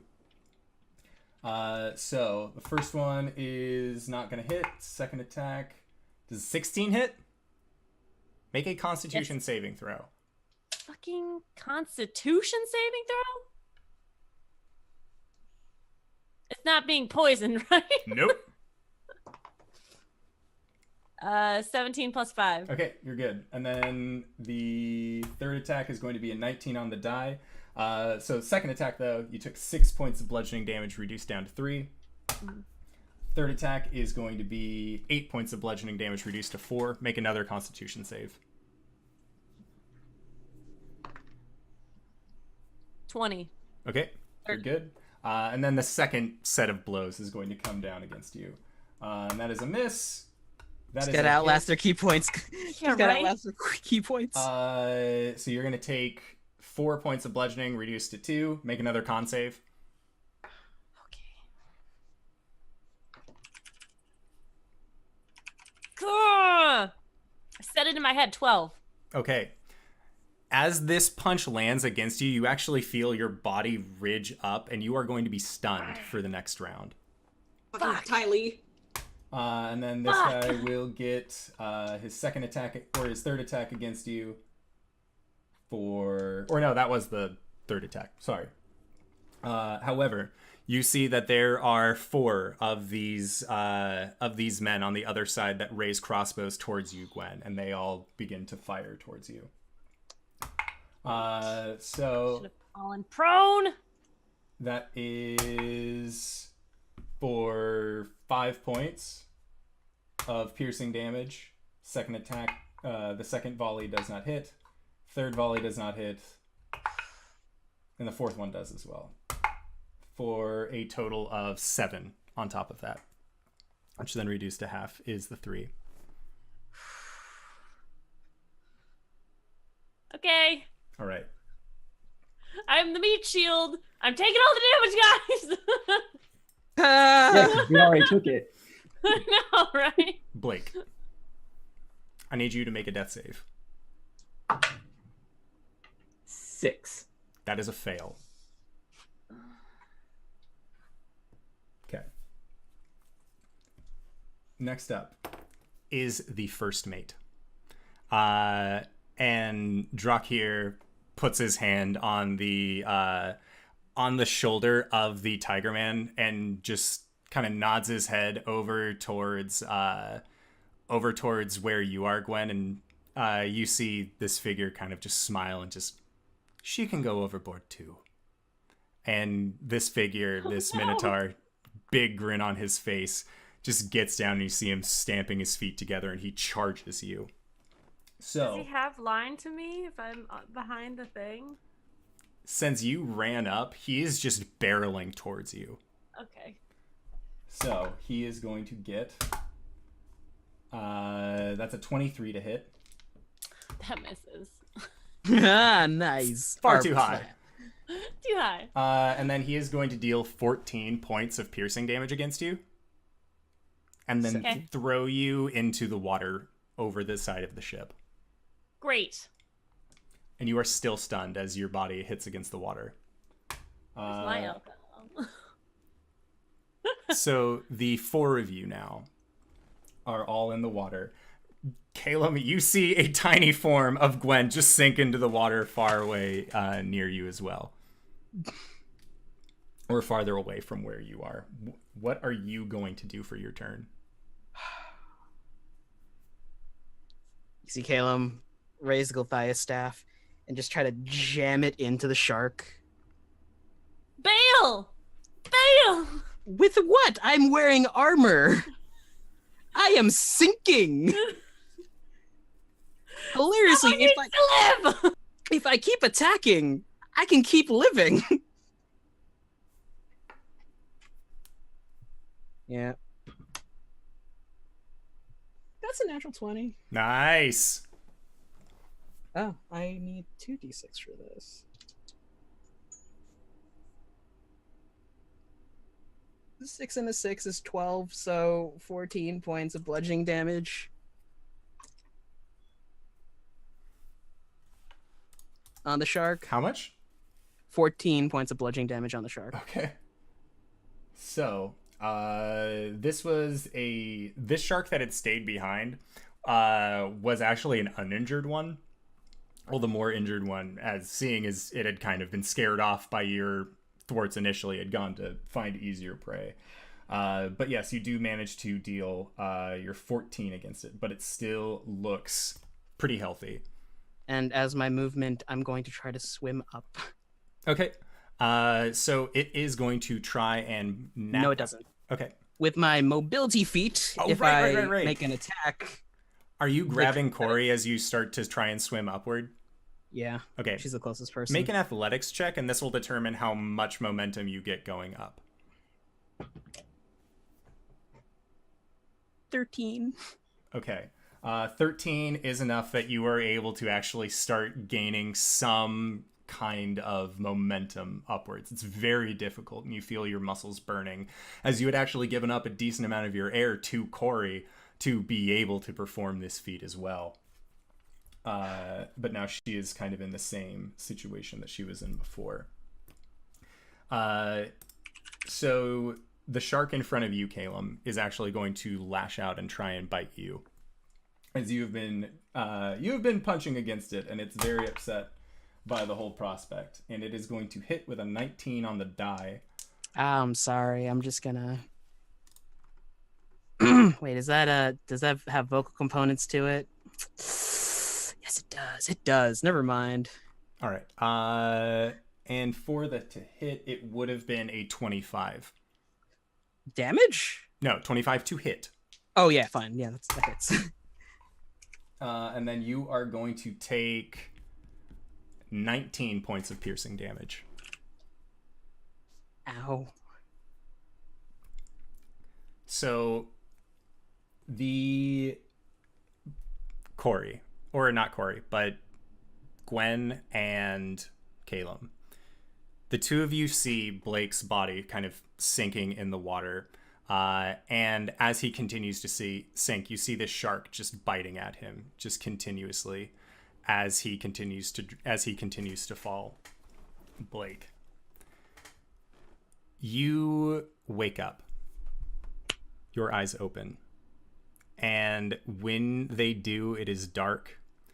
It is damp feeling, and you can feel a wind blowing against you very hurriedly, back and forth, almost as if it's racing against you. And as you open up your eyes and gain a semblance of where you are, you see two glowing, bright yellow eyes look back at you. And the same draconic grin that you have seen on Tarleon's face a multitude of times stretches ever wide against this almost solid black expanse. And you hear echoing through this chamber, "My turn." Caelum and Gwen, you look over towards where you saw your friend get savaged by these sharks, and as they continue to bite against him, you see a claw stretch out and grab this shark. And the shark tries to escape, and you see these claws sink in more and more into the flesh of this creature until eventually it stops moving. And as the blood begins to fill the water, you actually see it go towards Blake, and it begins to go into his nose. And you see his shoulders begin to round inside the water as he rights himself. And you see his head point up as his body begins to expand. And as it does, you see two dark wings form underground. And almost like a bullet, his figure shoots out of the water into the night sky.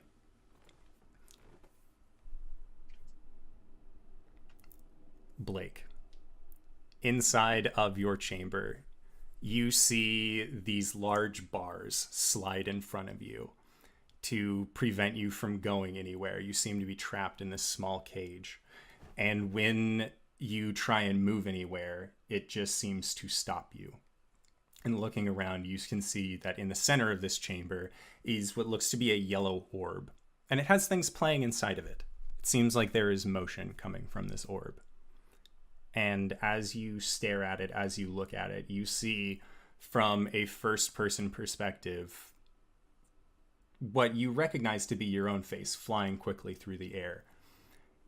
Your body lands on the deck of the ship, and you see this figure the Catman figure, looking over, very confused. And he just points at you and just says, "I thought you were," and you see a hand reach out and just grasp around the neck of this figure, lift it up, and you hear a bellowing echo from around you now, followed by a sickening snap as this cat person's neck just seems to readjust itself and find a new place for it along the shoulders of this creature as it drops to the ground. You see these other figures all look at you, eyes wide, as it seems like you were in one place and then you were immediately in another. And with a precision like you would know to be the same way that you go about your hunting, that is the meticulousness that Tarleon exhibits.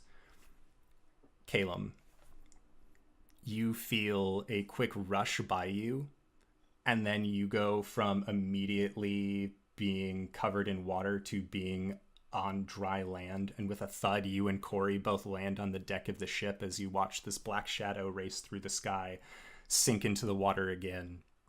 And then, Gwen, you feel yourself getting pulled up from the water and then thrown onto the deck of the ship. And Caelum and Gwen, looking out onto the deck, it is just covered in gore and viscera of just limbs and organs that have been torn. And in front of you, standing at an imposing, almost 10 feet tall, these two dark black wings, what you recognize as Blake. but the symbol that is on his chest is glowing brighter and more constant than the lot of you have ever seen. And at that, you just hear this voice coming from Blake. I kept my promise. I kept you all safe. That's what he wanted, right?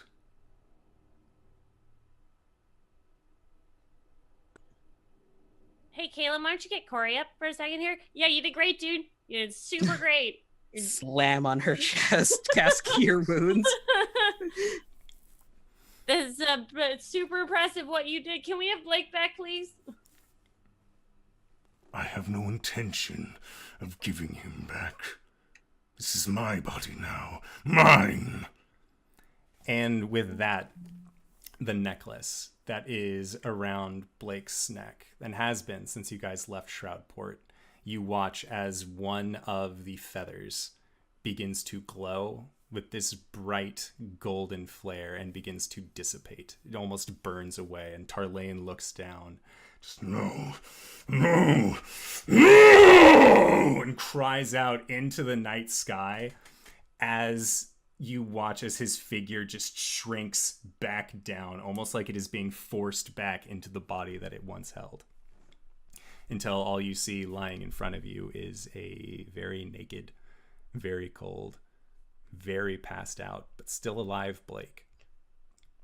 And from the side of the other ship, you see a human figure, their hand kind of down at their side, what looks to be a flaming dagger in their hand, and just, that was fucking incredible.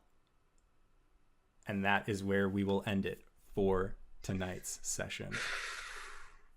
So, I wanted to say, hey guys, thanks for sticking around and enjoying our game as we go, a little bit longer than we normally do, but I feel like it was for a good reason. So, as a happening reminder, if you guys want to find more stuff like this, you can either support us on Patreon at patreon.com/theindoradventurer, or find our VODs if you're curious about what the fuck is happening right now. Everyone's drinking. Indoor. What the fuck? Look, you guys wanted to die. Thank you, Kyle, with an N. You guys wanted to die. I simply gave you a means. But We did no such thing. hey, RJ, I did. Why don't you tell us where we can find you? What do you do? Hey everybody, I'm RJ. You can catch me at Twitter and Twitch at RJustice282. Or here on Mondays as Caelum, as you see. Also on Tuesdays as Hubris the Tiefling Warlock on Dragon Deep Water Heist. No, Waterdeep Dragon Heist. that's the one. Heist Water Dragon Deep. Yep, closer. Yes. What the I'm fuck? LBHackEmUp. You can find me here today and tomorrow. And then not next week, so thanks for that. For ending it on like that note. I won't be on the Fates game on Sunday because I'll be gone. But we can also find you here on Thursday, where we're going to be running a one-shot of Power Outage, which is a tabletop RPG for kids. Yeah, I'm playing I don't know, I made a pun about an iron. It's a 50s housewife, but I can't think about it right now. Excellent. Too busy thinking about other stuff, clearly. And Cyberwolf, where can we find you? What do you do?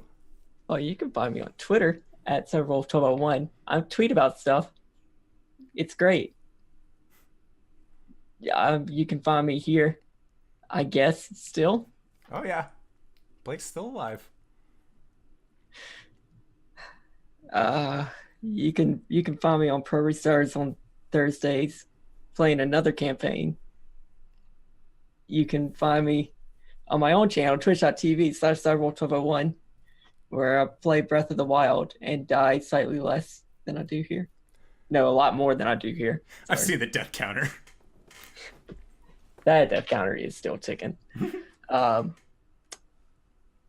You can find a YouTube link if you go to my Twitch channel, where you can find all those archives, as well as the YouTube videos that are essentially the podcast that Kyle with an N and I do, called Let's Talk About It, where we get drunk and do parkour and talk about stuff. Usually the things that happen in our game. So you can bet on the next episode. Well, not the next episode that I have to edit, but the next episode we'll probably be covering this a little bit. I hope so. That shows where I got the inspiration for the things that happened today.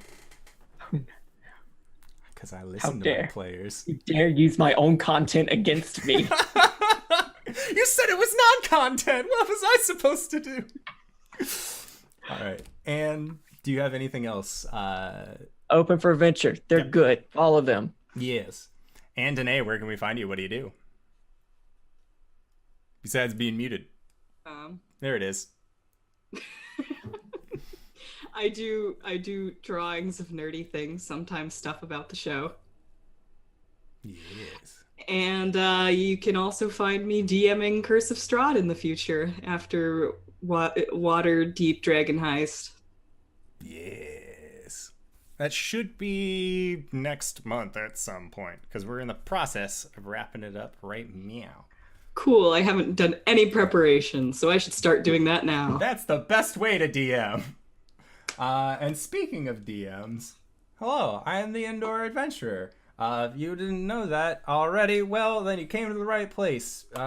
Specifically, the channel. So, here at the Indoor Adventurer, we run games Monday, Tuesday, Wednesday, and sometimes Thursday, here at 5:30 p.m. Pacific Standard Time. I like to have fun with my friends, and then after we have our fun, that's when we go into our after show, which is Patreon supported, called Nights in the Courtyard, where we get to discuss all the amazing things and feelings that we have about the episode that we just recorded. So we're going to be heading off and doing that.